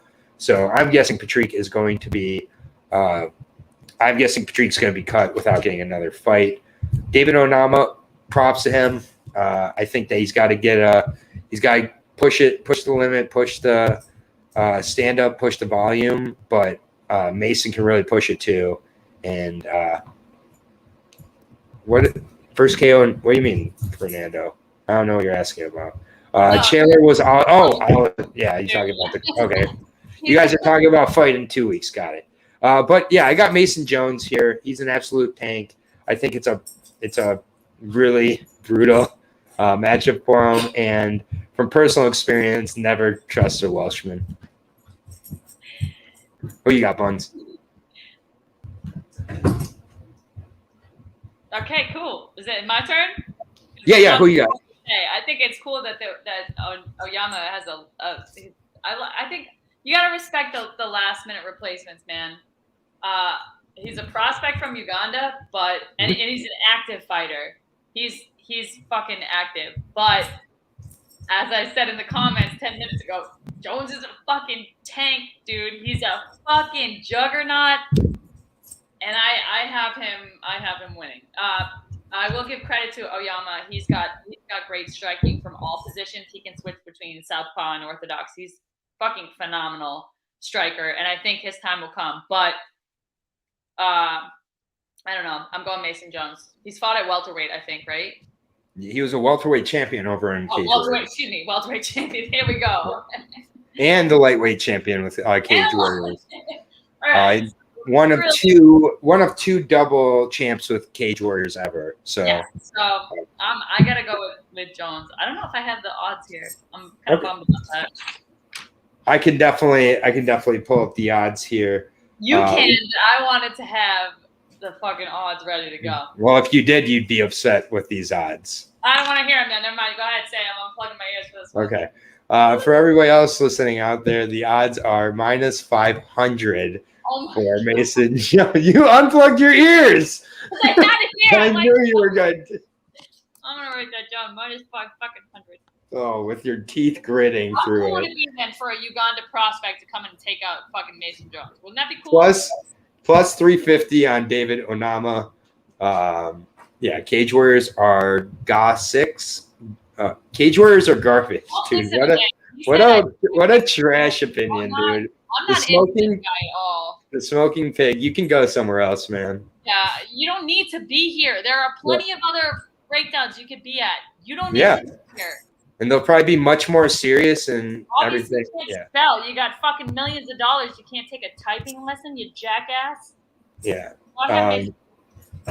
Yes, Mason Jones's nickname is the Dragon. Dragon. And yeah, I just don't know how you can say saying Cage Warriors is garbage is such a stupid opinion. Like, I don't mean to call opinions stupid, but that is pretty dumb. We're gonna move on to the next fight here, and it's between Jun Young Park and Gregory Rodriguez. This, to me, could be a potential fight of the night candidate here.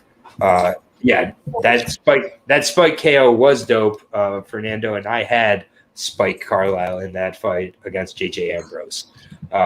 But Jun Young Park versus Gregory Rodriguez, Brazil versus South Korea. Gregory Rodriguez, 10-3, 29 years old. Looks like he's going on 49 years old. Also known as MMA Obama.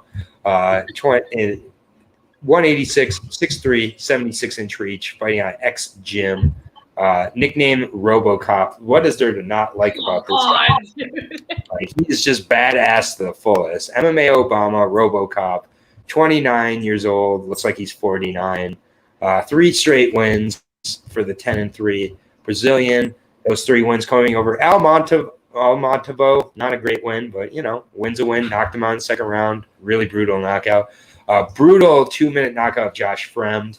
In their last fight, Josh Fremd getting ready to fight in LFA this weekend as a huge underdog, or as a huge favorite.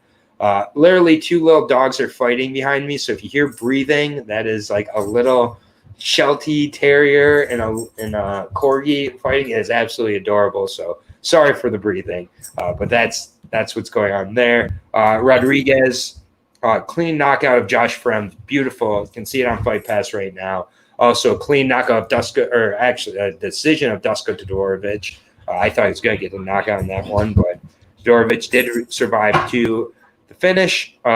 He did have a KO against Jordan Williams. Now, we love Jordan Williams, but a KO at 185 against Jordan Williams is a little bit concerning.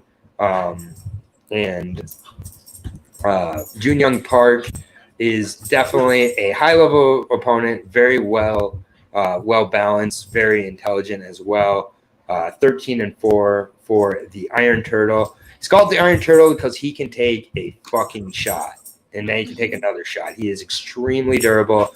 3 straight wins for him as well, 13-4. The wins coming over Marc-Andre Barrio, a decent win. John Phillips, John Phillips is another Welshman. As Tony said, don't trust a Welshman.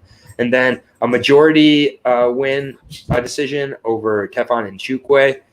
Basically, he started taking down Nchukwu and got the takedowns at will in that fight. I really think that Gregory Rodriguez is a really good prospect. 29 years old. He keeps on.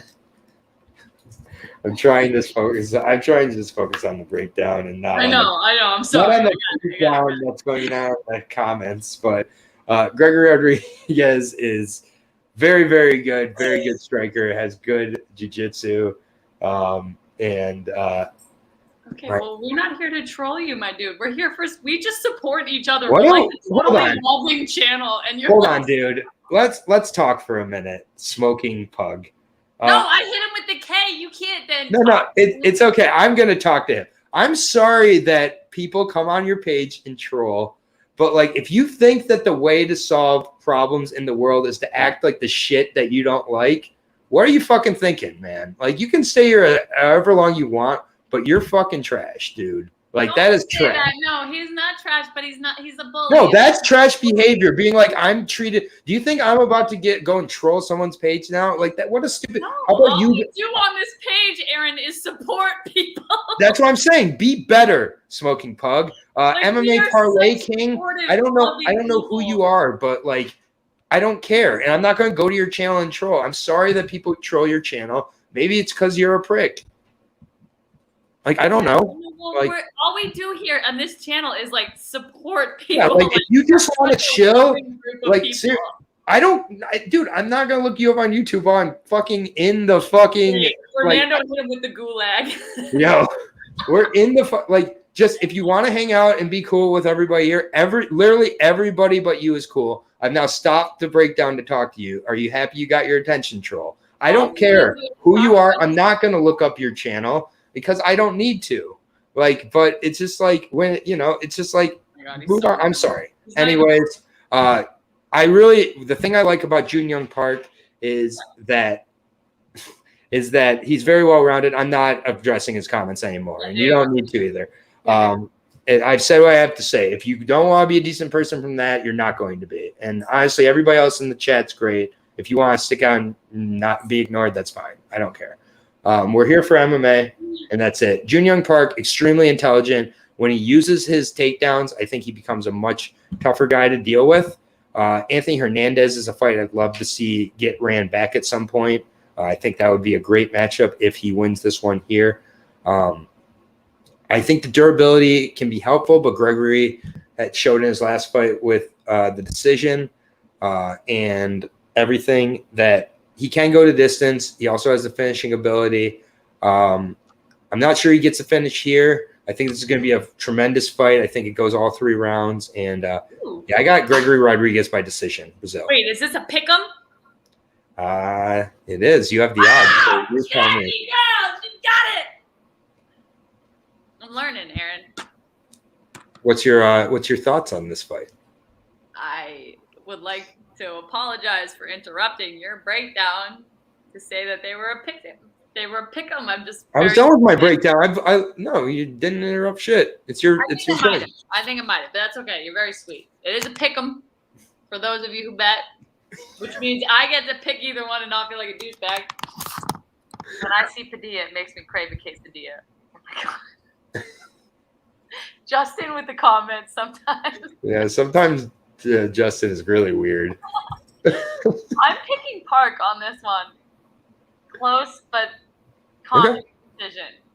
So do you kind of see Park as like just being able to mix it up a little bit more and kind of just keep a steadier pace? He has, I think, better takedown defense, and I think that Rodriguez he's from Brazil, so I'm going against Brazil. I'm going against my bias. It's his second. Is this Gregory's second fight in the UFC? Is that right? Yep. Yeah, and then he earned his way back with the LFA, winning the LFA middleweight title. Yo, the chat cracks me up, really. I love it.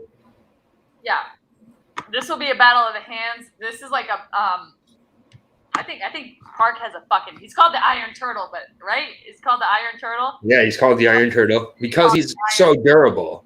He should be called the Iron Chin Turtle or the Iron Turtle Chin. Either one. That has a real snap to it, Jax. I'm picking Park by decision, and I think it's actually going to be a fun fight. I think 13-4 and 10-3 against these two. I think it's a cool matchup. Yeah. But I love that we're disagreeing on this one. I do think that Park's got to wrestle to really, I think that Park really has to wrestle to get this fight to where he needs it. But either way, very, very good fight. That's my fight of the night, actually. So I do like it to. I think there's a good chance that this goes the distance. But we'll move on to. We're finally at the main card, man. Like what a breakdown this has been so far. The chat, you've been outstanding, Bunny. I can't thank you enough for both managing and hosting a show. That is insane. I know how difficult that is to do, and I really. That's my favorite part of being on the breakdown. You're great. You're great at it. I appreciate it, and I appreciate everybody in the chat. Besides one person who I'm not going to be addressing anymore. It's always a good sign when YouTubers are sitting on my stream listening to my picks so that they can go and just copy them for their own. So go ahead and hope you got your notebook out there, buddy. Nick Negreanu versus Ike. And it's good to solve who had the dislike on my live LFA video earlier. Right? What's up? Now we know exactly who did it. What's up? But Nick Negreanu versus Ike Villanueva here. This is what do I hear? Oh, that's steak. It's sizzling, and it's sizzling for a light heavyweight fight here. These guys here medium rare. I hope that's what you're cooking your steak. Of course, I cook them medium rare. You know this. I Good. brought the steak out an hour ahead of time. I got you. This ain't my first steak fight. It's like my third on this fucking card. I swear. 18-12 versus 10-1. Very misleading 10-1 for Nikolai Negreanu. Ike Villanueva, Hurricane, 37.5 years old, 6'1", 73-inch reach. I'm not going to spend a whole lot of time on this fight. I'm not putting any money on this fight either. 18-12 for Ike. Lost to Marcin Prachniow in his last fight by a body kick. Lost to Jordan Wright, got pretty dismantled by him and Chase Sherman. His only win in the UFC over maybe the worst UFC fighter to ever fight in the UFC. I know I said that earlier, but Vinicius Moreira is seriously that guy. I believe he landed a total of like 3 significant strikes in 4 bouts. He was absolutely terrible. Went out against in that fight against Ike Villanueva. Do you remember that fight? He threw the kick punch to get knocked out, and Daniel Cormier is like, "You can't throw a kick punch. You're gonna get knocked out." Like he literally threw the kick and the punch at the same time. Either way, Villanueva, not very impressed. Had good wins outside the UFC, at least some. Rashad Coulter is decent. First round finish is very impressive. Navarez, a few okay, but really Ike looks like he shouldn't have been and never should have been in the UFC. Nick Negromanu, former heavyweight, Belgium, out of Belgium here, or Romania, I should say, is not just not much I saw that drove me too wild in his return in June of 2021. Took on Alexa Kammerer, the strong style representative. Took him to a split decision, kind of won. I mean, it was like a pretty close fight. The way that Justin spells steaks cracks me up. But Nick Negromanu, before he got suspended by USADA, lost to Saparag Safarov. So that's not great. But yeah, I'm going to take Nick Negromanu to wrestle him and get a decision. But I'm going to be cooking the steak. I'm going to be watching this from the kitchen. Wait, you have who? Negromanu. And I'm not putting $1 on this one. I'm being exactly like Bunny. I'm not betting this one. Okay. We are in the same boat. So, Tony. Tony keeps coming in. That That makes me feel so much better about picking Nick. So we're both on the Romanian. Yep. Do you have like anything like this is Punches this like Wheaties, dude. He eats punches and like almost absorbs it and then uses it as energy. And I definitely wait. Maddie's got Ike. Is she honestly, well, she's gambling here. I mean, this is purely looking at so. How do I pronounce Negromanu? Negromanu. Why? Negromanu. Am I saying something offensive? Megamaranu. But the odds. Do you have the odds for this fight, Buns? Huh? Do you have the odds for this fight? I sure do. No, I don't. Okay. I'll go ahead and give them to you. You're not gonna love these either. This is crazy. This is crazy. Minus 225 for Nick. And plus 185 on Ike Villanueva. Minus 222 and then plus what? Plus 185 for Ike Villanueva. I feel like I'm picking a lot of favorites tonight. It's really discouraging to my I mean, you can't, change your fight based on looking at the odds. You're making these picks before looking at the odds. That's how I suggest you continue to break down fights. I never look at the odds until after the fight. Obviously, with some of these fights, you can kind of tell who's going to be the favorite, but I think other times people will look at the odds and then do their breakdown. And I think it influences their breakdown sometimes. And I'm just trying to get the pure. So Aaron's got a house full of dogs. I usually pick the dog, but yeah.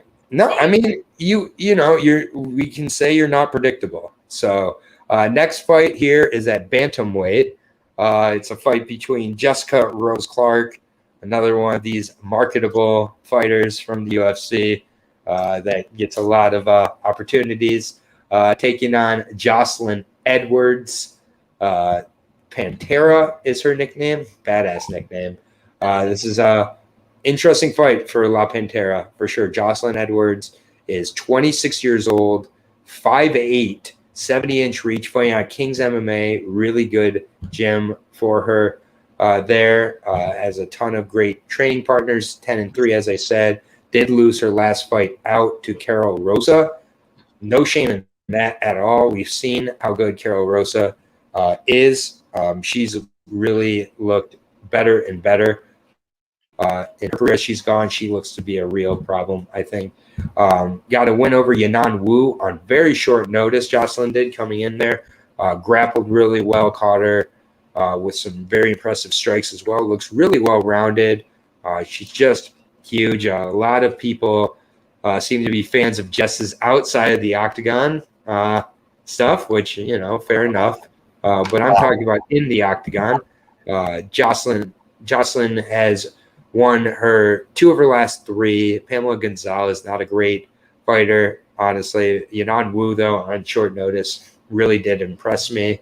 Her grappling looked good. Her striking looked good. She's very big for the bantamweight division, taking on Jessica Rose Clark, who's kind of, again, a tweener here.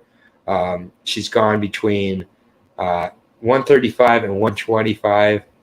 I mean, Casey, I agree with you on. I'm not as much of a Dern fan, actually. But Casey, Casey is very awesome. Awesome fighter. Did you say Dern is? Say it again.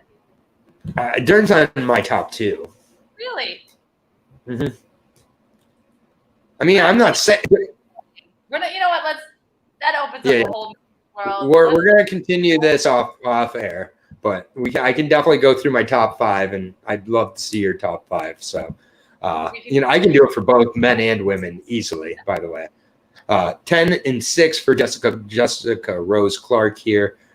33 years old now, 5'5", 67-inch reach for the Australian, now fighting out of CSA gym in California, as well as Daniel Cormier's Wrestling Academy. You don't have to apologize. That's totally fine. Jessica Rose Clark coming off of a very impressive knee finish of Sarah Alpar in round 3, caught her right before she landed. That was back in September of 2020. Thing about Jessica Rose Clark, she's had a few injuries come up she had a few knee injuries, other injuries that have kept her kind of out of competition for the last over a year now, 13 months. She also got some additions added to her in her time off, which to me is a little bit of a weird move in your UFC career, but to each their own. Just one thing I have heard a lot of with Jessica Rose is her talking about her plans for outside the octagon after her career is over. I just think that she a little bit is thinking about what's next, and she said as much. And I'm just wondering, Jocelyn Edwards is 26 years old, very hungry, a very large bantamweight. Jessica Rose Clark is one of the smaller bantamweights. And I'm going to go ever so slightly with La Pantera, Jocelyn Edwards. I think that the physical advantages that Jocelyn has, the rhythm in the cage, Jessica coming off of injuries, I think it's tough. I like La Pantera. Some of these comments, I can't help it. Did you even hear me break down the fight? Yeah, I did. I'm listening. You're the only one I listen to. So I got Jocelyn by a decision. I think this goes to decision. It's very close. By decision too. I love when we agree. Oh, you have Jocelyn. Jocelyn right here. Okay. Just to make sure, Jocelyn. Yeah, I can see that. Do you have the odds? I do. I have Jessica as -133. Jessica is a -133. Yep. Hey, bitch! And I have Jocelyn as a +113.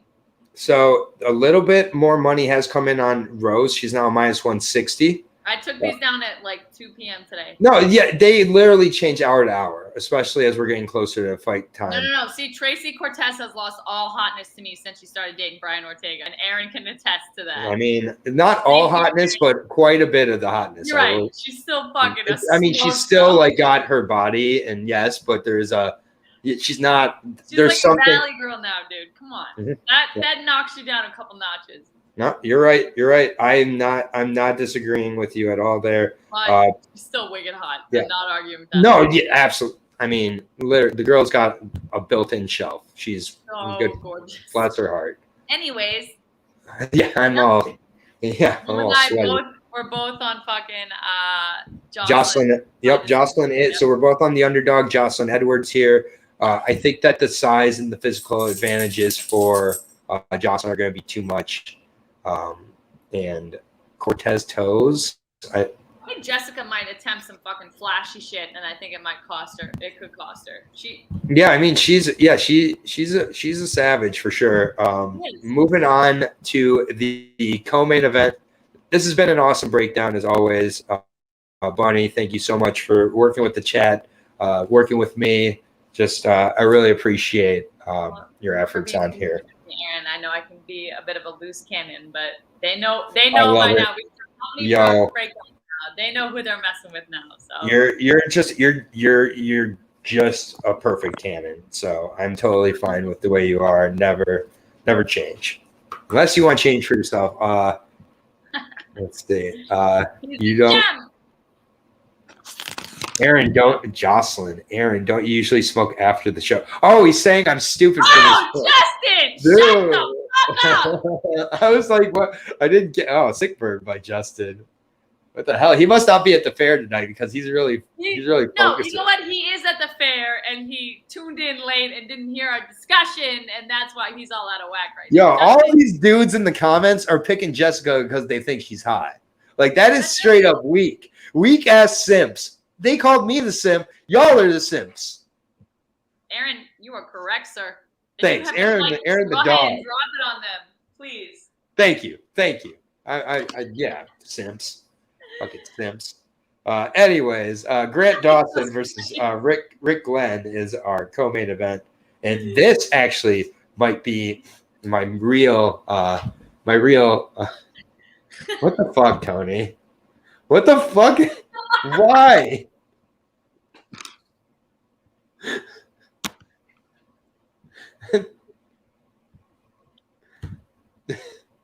I'll let you go ahead. I don't simp, guys. I'm like super with. I'm not a simp. Damn it. Everybody looks at me and they're like, "That guy's a simp," but I don't actually simp. I know you don't. That's why I'm getting a kick out of this. I don't simp. Damn it. Grant Dawson versus Ricky Glenn. Ricky Glenn. He now goes by Ricky Glenn. Originally, he went by Rick Glenn because his father's girlfriend growing up, her name was Ricky, and he didn't want to go as Ricky because his father's girlfriend's name was Ricky. He finally, bitch.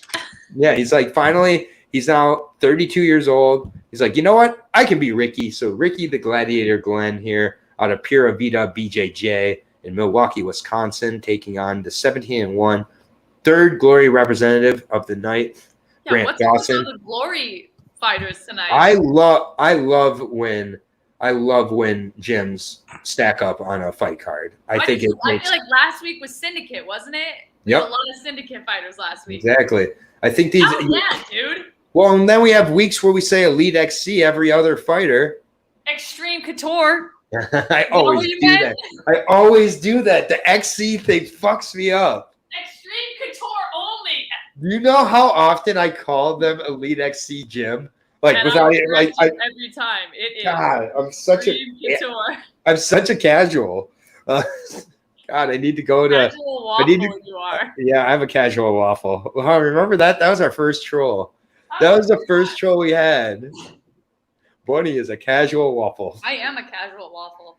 I'm looking more. What am I even doing here, Aaron? I don't know. I'm like, you don't really watch the fights. You just wait for me to pick and then just copy me. I've just watched every fight since I was like 11. What the fuck do I know? Yep. And you casual French toast, you. Casual waffle here. But anyway, Ricky Glenn, 22-6-1. Looks super excited winning the title there. He's just like, yay. It's like super pumped. 6 foot tall, 70.5-inch reach, 22-6-1, Pura Vida BJJ, decent camp. Came out and knocked out Joaquin Silva in 37 seconds. That was after nearly 2.5 years out of the cage. He looked really, really good coming back, though, really focused. Used to be a pretty good finisher outside of the UFC. Since being in the UFC, decision machine. He's been decisions for or against. The Gavin Tucker fight, it's still one of the biggest beatdowns that I have seen, like maybe ever in the octagon. That was just, he absolutely wrecked him. And Gavin Tucker has gone on to have a very good career. Ricky Glenn's loss is coming to Miles Jury, not a terrible loss, and Kevin Aguilar, a so-so loss, wins over Bermudez and Silva. He's a very well-rounded fighter, very physically strong for the division. And I mean, we only saw him for 37 seconds, but those strikes look nasty against Joaquin Silva, good Brazilian. Grant Dawson, though, kind of the next level, in my opinion. Fighting Aguilar MMA, 27 years old, 8 straight wins. Fantastic fight with Leonardo Santos. Lost the first 2 rounds against him. Was on the end of a lot of jabs, a lot of punches. I think this is the second biggest. Okay. You want me to draw something on my face? And Grant Dawson, just a wrestling machine. Has 2 rear naked chokes in the UFC as well. Really wears his opponent down with the wrestling. The stand up still developing for sure. But yeah, I like Ricky Glenn quite a bit. I like his durability. I don't think Grant Dawson's able to finish him in this fight, but I do like Grant Dawson's wrestling, his takedowns, his aggressiveness, and this being in the UFC Apex, the smaller octagon, huge advantage for grapplers like Grant Dawson. So much less distance to cover, less distance for the opponent to move around and everything like that. So I'm going to take Grant Dawson. I think he learned a lot from that Leonardo Santos win that should have been a loss. I don't think he takes it like he had a perfect performance in there. But yeah, I like Grant Dawson here. Wrestling. Grant Dawson is a -340 favorite from the last time I checked. Yeah. That's stupid. I don't like that. I think that's the biggest. Is that the biggest favorite on the card? No. We had the -550. Oh yeah. That's right. Fuck that. Yeah. Well, first of all, fuck that. But also, fuck this. Wow, Fernando. Hey, Fernando. What about my face? Aaron, I think you with tattoos on your face is a little too sexy. I don't think the world's ready for that. You're right. You're right. I mean, tattoo. The world that's is good. done. That's a good point. That's a good point. That's a good point. If we're gonna call out Aaron for simping, can we call out Padilla for simping on Aaron? Padilla is simping on you. He's simp. Oh. Can you not read? Wait. No, I do. I like it.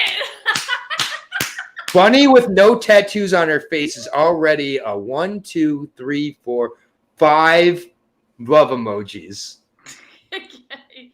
That is Fernando. She loves the compliments, especially on her physical appearance. It is her favorite thing in the fucking. Fernando, I don't know if you know this, but I don't like compliments so much. Yeah, Fernando, like you'd be better off being like, you look like shit. You have a much better look telling me I look like a hog. Anyways. Yeah. Anyways, Piggy.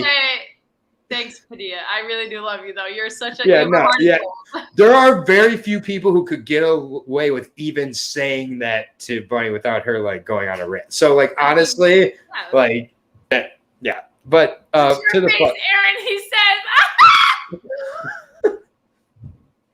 See, that's just work for me. I love it. No, please, you see the shit you're barking after you just said that. So I will be right back. I hate to leave. I have to pick up a dog outside. I'll be right back. Before you go, did you pick Dawson? I got Dawson. Okay. I'll be right back. Sorry to leave her. I also picked Dawson. All right, chat. Talk to Bunny. Give her some questions. She's got it. I got it. Go ahead. Fuck. I also picked Dawson, but dude, I don't even like picking favorites. In fact, Fernando, you know I love you. I hate picking favorites, like hardcore. I love picking the guys that nobody else roots for. And Aaron, if Aaron were here, he would bring up Almeida, but I'm not going to talk about it because he's not here. Aaron's about to get face tats. Let's see him get a couple teardrops. I tried really fucking hard to find a way to root for Ricky Glenn. I tried really fucking hard, and I couldn't really come up with anything. I know a lot of people like fucking Grant. He's like marketable. He's charming as the casuals and the simps. I coined the term you guys use, as the Simps would say. He's 17-1, but 26-1-1 is also pretty fucking respectable. You just got to look at how that the odds just make me fucking angry. Grant Dawson is 5-0 in his last 5 fights, and then Ricky is 3-2. Thank you, Justin. See, Justin's getting it. Justin, you're learning. I also don't know how Giza.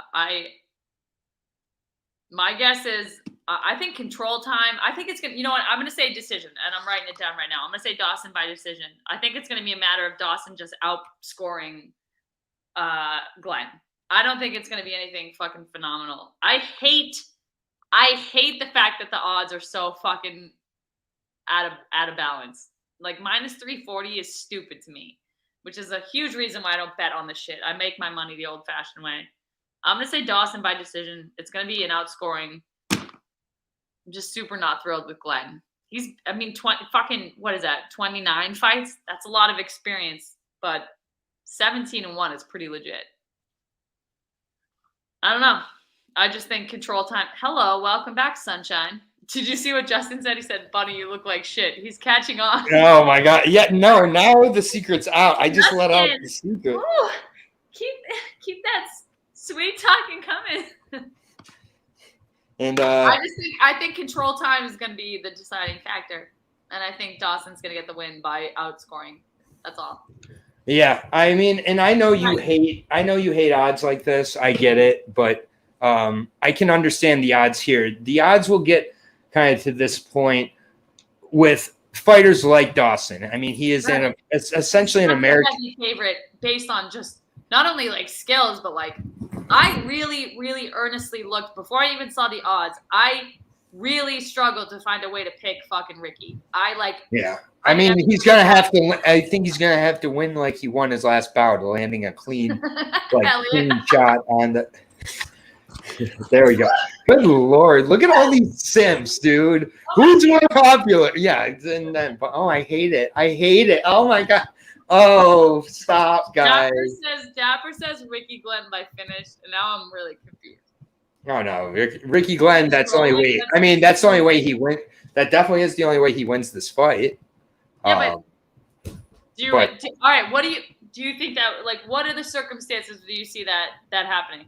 I mean, I like it. I love hot takes. Well, I mean, with here's the thing is that Dawson's last fight out, it's by far the worst he's looked in the octagon. He was losing that fight. Huh? Go ahead. No, keep going. Yeah. And so Dawson was losing that fight to a 39-year-old Leonardo Santos. Leonardo Santos is known for his grappling for the most part, and he was kind of getting picked apart on the stand-up. Took a little bit too many shots as well. So, I mean, I can see an argument, and also Ricky Glenn is a plus 300 underdog now. So that's when it's getting to the point you're gambling a little bit. But Ricky Glenn's a long veteran of the sport. Since coming back from injury, he does look to be much more physical, and I mean, those are definitely the things that I think are the argument for Glenn. Well, let's let our viewer explain. Dapper, I want you to explain what I want to know.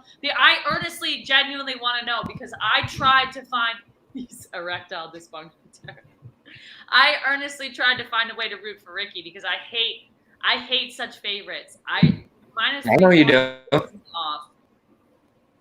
Yeah, but you got to make the picks. I mean, you go back and you look at every other performance by Grant Dawson in the octagon, and his worst performance, he still won the fight. So that's exactly it, though. That's why it's like, all right, you can sort of. There are certain times where it makes sense, and there are certain times where I'm fighting every logical fact that brings the odds. And the other thing to consider here is that the way Grant Dawson wins is not by landing a lucky shot, not by landing a knockout. He wins by something he can control, pressing forward, pressure, and doing what he's been doing since he was 4 years old, which is wrestle. he has a game plan, and he literally almost by the book sticks to it and follows through with it. And like, And there's no one. Fox was an anomaly, dude. I think it was. Just And I don't. Well, he didn't lose. He won. That win was an anomaly. It's like that's the thing. It's like, and James Krause has stated multiple times he feels that Grant Dawson's a champion. Grant Dawson's fighting on the co-main event here. Yeah, and then so that moves us on to the main event. 2 hours and 4 minutes in. It's a longer breakdown today. We had Padilla on earlier. We had Fernando on earlier. So, like, that took up some time. Yeah, I mean, I'm not complaining either. I love it here. I'm complaining because I'm tired because I worked all day. Yeah, you have had a long week. And, yeah, you do work all day. Don't worry. As soon as this is done, just hop off. Wait till the stream's over to hop off so that I'm not awkwardly. But, you know. Otherwise, I know. Wait, Fernando's still here, by the way. Can we give him a shout out again? Dude, shout out to fucking Fernando. Energy to Bunny. Yo, Fernando is just simping up the storm. Dude, I get it, Fernando. You're great. I shouldn't point it out your stupid veins. You don't need it. I love Fernando. He's the best. Yeah, this is nice. I'm here too. But it's okay, everybody. Like I don't get jealous of Bunny often, but when Fernando is giving the love, I get jealous of Bunny a little bit. But this fight, 195. Aaron, wait. You took the poll, and the poll came back that you're more popular. Do you remember that? No, I actually didn't see the results of it. I didn't update it in time, and then it disappeared. 60% said you were more popular. And that means I won. Which on my own page, 60%. I couldn't put it on your page. Put it on fucking your page. Put it on fucking your page. No, because we already said simps don't count. Right, that's right. I know, but all right. Paulo Costa, Marvin Vettori. I'm gonna finish this so you can get to bed. Paulo Costa, 13-1, taking on the 17-4 Italian Marvin Vettori, 28 versus 30, 6'1", 72-inch reach for the eraser, Paulo Costa. Marvin Vettori, 6'74". They match up pretty similarly. It's going to be at 195 now. We've already heard the catchweight is going down. Marvin Vettori has found a way to get everybody to root for Marvin Vettori, and all it took was him facing Paulo Costa. Dude, we're all Marvin fans all of a sudden. Dude, all of a sudden, the whole world, the entire MMA community has joined together to support the sloth from Goonies. That is backwards. That is backwards shorts Vettori. He has a whole team that let him walk out with his shorts on backwards. And the photographers. Yeah, no one cares about Marvin before his fight with Israel Adesanya. No one cares about him. No one cares. No one said, "Yo, your shorts are on backwards, dude." His whole team said, "Go ahead." Yeah, terrible. But his 3 losses in the octagon: Antonio Carlos Shoeface, not a bad loss, back in 2016. He then had his other 2 losses come to Israel Adesanya. Had a split decision loss in the first fight, and then got kind of dominated in the second fight. But honestly, he seems to have taken the losses very well. It has seemed to really focus and kind of calm down Vettori from the Vettori we kind of saw against Carl Roberson, the Vettori we saw against Jack Hermanson. He seems very composed and sure of himself coming into this week. I talked about a little bit with Fernando earlier. We both did actually, and how Vettori was not going to not take this fight, and by him allowing it to be a catchweight, I do think is a sign of confidence. And here goes Justin with his odds against. Dude, Justin's odds are so stupid. Justin, we hated on Justin for a little bit there, but he's amazing. I'm glad you lasted through all the hazing, Justin. You're great. Thanks for pushing through, Justin, because I didn't like it at first, but you've been sometimes isn't it amazing how sometimes the people you're like completely like are just like that is not my. All of a sudden you're like, when did you like get the memo? It's so nice to see people. I gotta admit, Miz has just been like a steady line of goatness, which I appreciate. But like Justin fluctuated at the beginning. But Justin was really on his way to Thug Panda territory or whatever. And I'm a mod now. I can ban him. Yeah. Damn straight. But yeah, I mean, Marvin, very, very solid. We saw against Big Mouth Kevin Holland that he broke the middleweight record for takedowns in that fight. Took him down. Marvin all day in that fight. Marvin can kind of fight most fighters that way. Good fighters, bad fighters. I mean, he just is very well-rounded, good physically. Just overall well-rounded in an MMA game. Paulo Costa, everybody hates this guy right now. I get it. Yeah, 13-1. rightfully so. Yeah, he's an idiot. Team Baracha in Brazil, coming off that loss to Israel Adesanya last September when he had too much wine and got knocked out in the second round. But before that, I mean, UFC debut, knocked out Gareth McClellan in a minute, knocked out Bambuse in the second round, knocked out Hendricks in the second round, knocked out Hall in the second round. Took Yoel Romero to a decision in a really, really good fight. Has great takedown defense, good movement, physically strong knockout capabilities. Honestly, it's a interesting fight if they would have been able to both make the weight. At a catchweight, I kind of had trouble finding the relevance for this fight, especially for Costa. So Tony, down boy. Tony, what? All right, we need to just reiterate that like Tony seems to be like a satirical kind of like because it's funny. That's funny.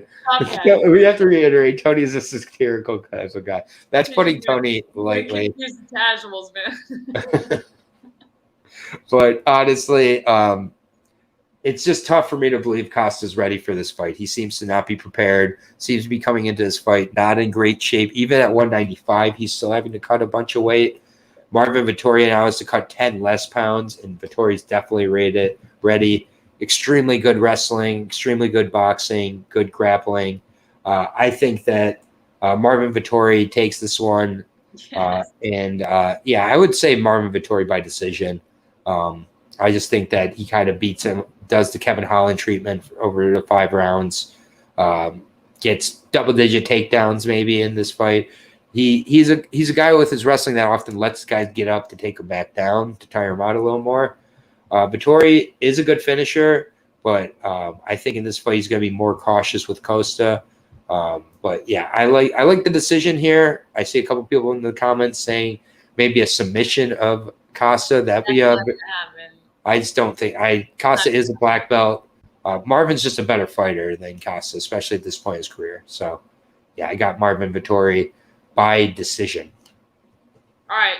I like it, and I'm actually switching back. I had nothing written down, and I said earlier Costa might win. But I was looking at old Costa, and that is not the same fighter as he is today. You really cannot take the old hammer fist Costa as who he's fighting today. And this whole smug attitude that he had, like Marvin, I've never really been a huge Marvin fan.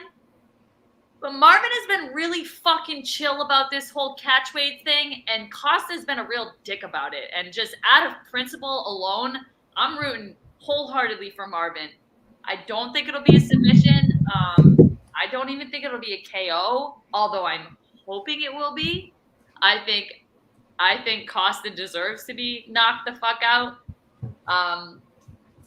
Yeah, I can't believe how fucking nonchalant Costa's almost acting like it's Marvin's fault that he missed weight. Yeah, he's like it's not my problem. Wait, you fucking asshole, and we'll do it on my terms. Like fuck you. So yeah, Fernando brings up a good point here with Costa. He's gonna have like about 25 more pounds behind his punches, and so Costa. Yeah. Yeah, well, that's why I initially picked him because I was like obviously, he doesn't give a shit about weight. They're going for what? What did you say? 195? 195. Costa can make that no problem. And on the day of the fight, who knows what he's bringing to the table. So I immediately picked Costa just like, I don't know. Because, like, if you've seen his earlier fights, that dude's a beast. You can't argue. Yeah. 4 or 5 wins coming by KO. That knockout of Uriah Hall was brutal. Yeah, you can't argue that he's a you can't say he's a bad He's just player. extremely unlikable, and everything he fucking says is stupid. Huh? he's just extremely unlikable, and everything he says is stupid. Yes, like wholeheartedly. And I can't believe how fast people have become Marvin Vettori fans overnight. Like nobody except Italians really like Marvin up until this week. And now everybody's like, you know what? Marvin's all right. He's been really cool about this, and he just wants to fight. And he earned a fuck ton of my respect. And the dogs once again. Yeah. Tell him, Skipper. Fernando, they like me too. Yeah, no, they like everybody but me, apparently. Just like everybody in this chat. This is all the way around. But yeah, real quick, I'm just gonna go through our quick picks, and then we're gonna let Bunny rest. She's been going a little bit today and like every day. You're kind of a boss. I don't know if anybody's told you that before. Thanks, sweetheart. Yeah, you got it. But thanks for the chat too. Everyone except for the one guy who I banned because all of a sudden I have moderating powers. You already know why I gave you that. Easiest decision of my life. You can ban me. Jonathan. Any of our fighters garbage, you're getting banned. I don't care what you say about me. Or yeah, no, 100%. Like you can troll me, but if you're gonna troll Bunny, if you're gonna troll any of our fighters, I'm not gonna accept it. Like it's not gonna happen. And if you compliment Bunny on her looks, I'm gonna ban you. Yeah, me like, too. Actually, Bunny's gonna ban you. Like seriously, do not. Just close your eyes. How gorgeous Aaron is. Yeah, absolutely. I accept all physical, all physical comments. Bring them my way. Bring them on, boys and girls. Everybody. This is a no simp zone, as Dapper said. Everybody can get it here. This is a simp zone on my side. I disagree. Simp zone. Simp zone. Simp for Aaron. Aaron the don't simp for fucking Bunny. Yeah, Giza, what's up? Yeah, or throw some trash at her. Quick picks, and then we'll call it a night. How's that sound? Quick picks always make me panic. Okay. No worries. In the first fight of the night at bantamweight, Jonathan Martinez takes on Zivad Lavishvili. I've got the underdog, Jonathan Martinez, by decision. Okay, I got Lavishvili. No, I got. Oh my god. Quick picks. Going through your chapter book of a clipboard. Bro, I have so many notes from so many different fights. I love it. It's not even funny. Why don't you just skip? They don't need to hear my quick pick on that one. Okay. I think you had Lavishvili though, but then Liviana Souza versus Randa Marcos. I have Randa Marcos. Oh my god. And then Jeff Molina versus Daniel Lacerda. Yeah. Hey, I got Molina as well. Kama Worthy versus Jai Herbert. I got Jai Herbert. All right. Jamie Pickett, Staropoli. I got Jamie Pickett. Yep. I got Staropoli. Obviously, with your backwards Argentina jersey. Oh, right here. Okay. Tabitha Ricci versus Maria Oliveira. Give me Tabitha Ricci, but not super confident. Give me Ricci as well. Also not super confident. But she's still marketable. David Onama versus Mason Jones. I got Mason Jones. Respect to David. Yes, I got Jones as well. Yeah, he's just a beast. Gregory Rodriguez versus Jun Young Park. My fight of the night. I think the fight I'm maybe most excited about on the card. I got Gregory Rodriguez by decision. I got Park by decision as well, but close decision. Yep, it's a good fight. fight. JK. I block anyone who sends me dick pics. Don't send me dick pics, and you won't get blocked. Yeah, Nick. Yeah, not a good look, buddy. Nick Negreanu versus Ike Villanueva. I got Nick. You good? Oh yeah. I'm great. Yeah, JK, whatever you did to get blocked, you earned it because Bunny doesn't block many. So. Yeah, I block anyone who's disrespectful to me in regard or sends me sexual shit. That's the only reason I block people. So. Do you have Nick Negreanu or Ike Villanueva? I have Nick by KO. All right, I got Nick by decision. Somehow I made a mistake here, guys. This is very embarrassing. I skipped over 2 fights on the card. Yeah. Okay. All right. Wow, we're gonna really quick. I'm very embarrassed. I don't know how I did this. I just scrolled too quickly. I thought we were missing a few fights.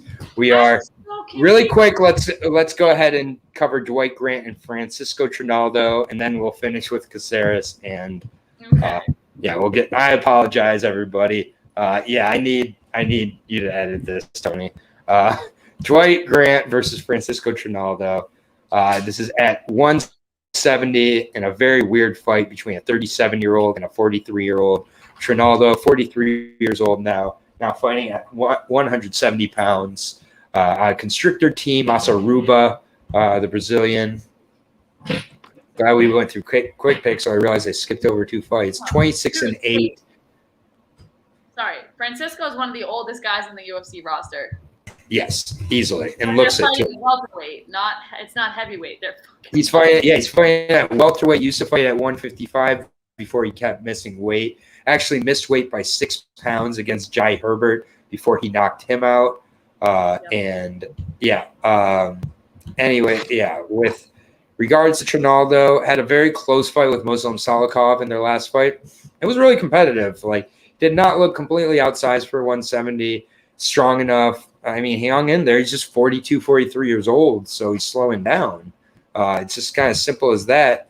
Had a ton of very notable wins. He's been to UFC since 2012, I believe.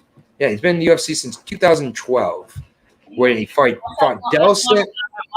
No. It's almost as long as I've been watching. Yeah, that's crazy amount of time. He fought some guy named Dawson Heleno in his debut. That's how long ago he's fought. I don't even know who that is. Good Muay Thai fighter. Tough to take down. This one's going to be on the feet. Trinaldo throws a little more varied attacks while Grant kind of just plants and throws his hands.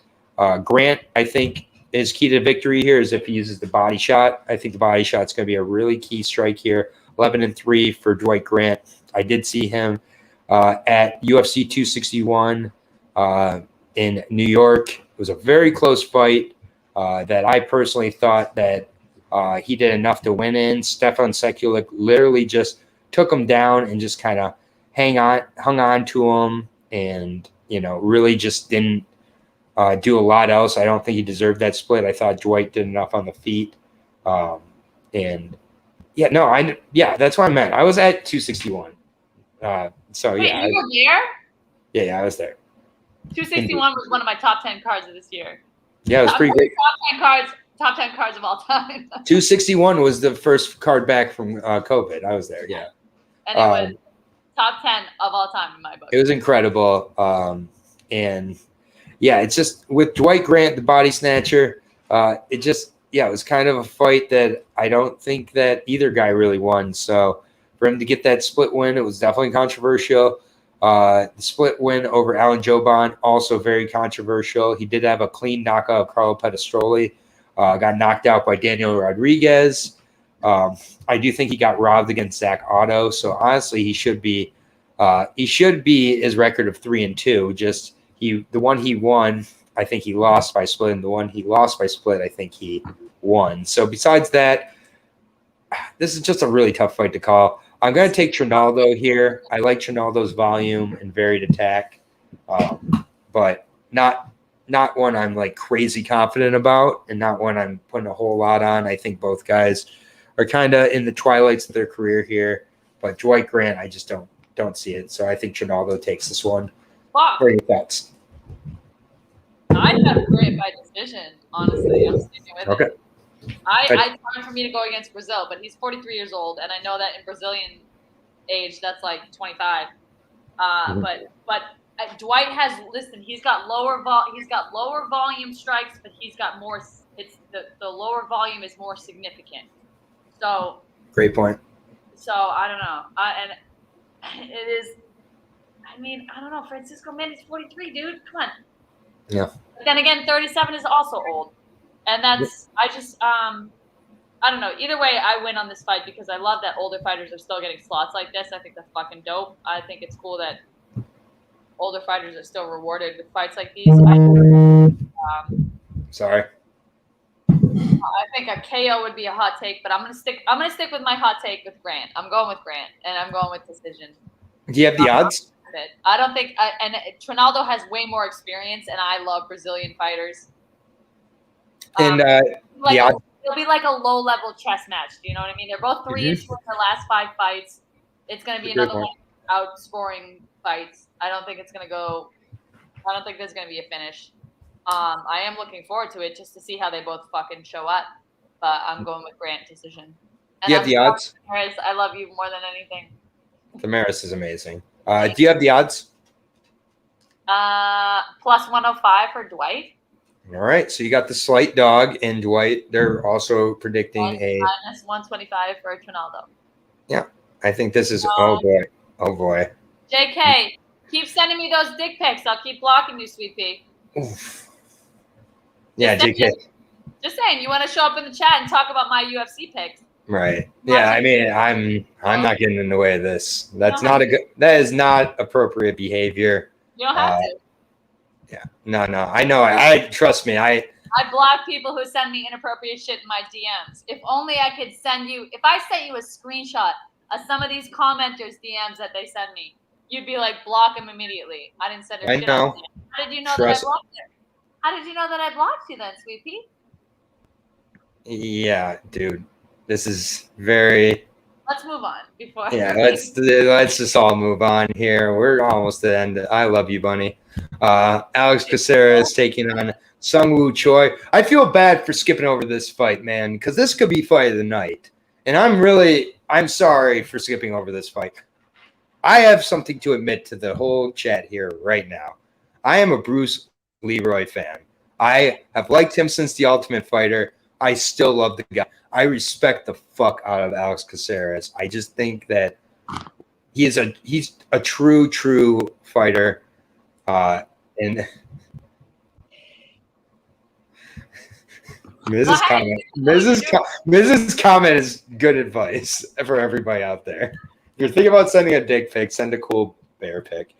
Sung Woo Choi, though, staying 10-3 for the South Korean fighter here. On a 3-fight win streak, last fought in June of this year, knocking out Julian Erosa clean with a left hook, ground and pound finish. Julian Erosa has looked really good. He's a very tough guy, experienced, super impressive fight there. Before there, win over Suman Mokhtarian, Suman Mokhtarian, not great. The Mokhtarians are just not good. Yusuf Zalal, good win there, showed off the takedown defense very well in that fight. The takedown. Sorry, Chico decided. He's responding to Padilla. Yep. He's like, hi, Padilla. The takedown defense definitely what cost Sung Woo Choi in his first 2 fights, albeit against Mazabar Iluev and Gavin Tucker, which no shame there, but it was the wrestling, it was the takedowns, and everything like that. But since then, Sung Woo Choi he looks to be getting better and better. And I just think that Sung Woo Choi is a very technical striker, but it's the rest of the MMA game that I still question. I question his takedown defense. I question his ability to mix it up a little bit and everything like that. So I see a lot of people out there crowning Sung Woo Choi as the next just great thing of the 145 division. That might be true, but I think Alex Caceres does really well against these one-dimensional fighters that aren't named Kron Gracie. Obviously, that fight he looked terrible in, but these other fights he's looked really good in. And Alex Caceres, 18-12. He's made his errors in front of everybody. He's been in the octagon for 10+ years. Bruce Leroy, I just am a huge fan of him. 18-12, 33 years old now, fighting at featherweight. Has spent some time at the MMA lab, but not trained there as much as he used to, training in his own facilities as well. Had a really good win over Kevin Kroom in his last fight out. Kevin Kroom missed weight by 5 pounds in that fight as well. Finished Austin Springer. Chase Hooper, completely exposed Chase Hooper. Looked really good against Steven Peterson. Those 4 wins since the loss to Kron Gracie. He's really looked focused, much more confident. I think stand-up wise, he can hang in there with Sungwoo Choi, but he needs to get it to the ground as often as he's able to, or at least have that be a thought with Sungwoo Choi. I think if it's a straight kickboxing fight, Choi, but I like Alex Caceres' momentum right now. I like his veteranship, and I think that he does get this to the ground. It's kind of interesting because I don't think he goes about it the traditional wrestling way. I think he actually uses some tricky trips, maybe a back take. And, yeah, I like Alex Caceres in this fight. I think this is a potential fight of the night for me. Alex Caceres is very tough. He did get put away by Kron Gracie, but in general, the way he gets put away is by submission, not by knockouts. I get he got knocked out by Francisco Rivera, but besides that, it's the submission game. It's the wrestling game that gives him more trouble here. Choi, it's a straight stand-up fight. So, I like Caceres here, but I also know that the odds are part of why I'm maybe going with him because I think the odds are off. Minus 290 for Choi. Which is, that's too rich for my blood against a very tricky veteran who fights a ton of guys very close in Caceres. But what is because I have Choi. I picked these. I went back and put in the odds, right? I didn't go based off the odds because you know how I feel about odds. But I did have Choi winning by KO. I think. I don't know. He's like stylistically more entertaining, and I'm not nothing against like Alex. He's tough. He's got heart. He's got a chin, but with such odds, it's like how do you go against an 18 and 12? I mean, how do you go 4 and 18? Right, and 12? I was gonna say. No, how do you go 4 and 18 and 12? Also, I think South Korea is where he's from, bro. Yep. This is where it's at. They're on the uprise right now. You got the double South Korean picks with Iron Turtle and this is like a very weird card for me, and I don't know. The comments have been giving me y'all throwing me off with these comments. Oh, they know that. They know that. Don't worry about it. You can't. It's a perfectly good pick in Choi. He's one of the bigger favorite. He's one of the bigger favorites on the card, and he's getting better with each fight. I just think he's fun to watch from the tape that I did see. He's fantastic to watch. I'm probably a little biased here with Caceres, but that's okay, and that's fine. I'm all I do is pick on bias. No, I know. I'm not. I don't feel judged. But I'm just saying. I think Choi is he's a little bit more precise and a little bit more accurate and a little bit more technical, but also flashy. So he's got everything going for him in this fight, and I think I think he's got the KO. I don't mind that at all. We'll continue with our quick picks here that are now as fast as MMA Wagers quick picks. Jessica Rose Clark versus Jocelyn Edwards. We both are on Jocelyn Edwards here. Grant Dawson versus Ricky Glenn. Sorry, Ricky, we're on Grant here. Then Paulo Costa versus Marvin Vettori. We're on Marvin. How can you pick Paulo Costa at this point? But Bunny, this is a 2.5 hour breakdown here. You've been working all day. I've been hanging out with dogs all day. You've been managing the chat beautifully. Honestly, the entire chat has been awesome tonight. Thank you guys for understanding with skipping over those 2 fights. I'm really, really apologize for doing that. Just, things happen, but everybody being super cool about understanding and sticking around for the rest of the breakdown. It makes Chico very happy. So, at the end of the day, be nice to each other out there. Don't be dicks. Don't send dicks unless they are asked for. That just should be how it works. And Bunny, thank you so much for being here. Fernando, thank you for being in the chat. Thank you for showing up on to talk with us tonight. Tony, JK, Unknown Giza, JK. What I learned from you, not as big of a fan, but we can make amends. I would just not bring it up ever again. And like Miz says, send bears, not dicks. Elliot, see you later. Bunny, thank you so much. Enjoy the next couple of days of fights. We got LFA tomorrow. The LFA breakdowns on the channel. We got Bellator and UFC on Saturday. Love you, Fernando. Even if you only simp for Bunny and not me. but that's okay. I understand. He But sips for you all day. You don't I see know. our DMs. I know. Me and I talk about you all day long when you're not around. Bro, oh God, stop it. Sorry, you're gonna make You me want me to blush. send them to you? I'll show No, you. no, I believe you. I'm not downing it at all. I'm gonna want to stay on here and hear more. But have a great night, everybody. Keep taking care of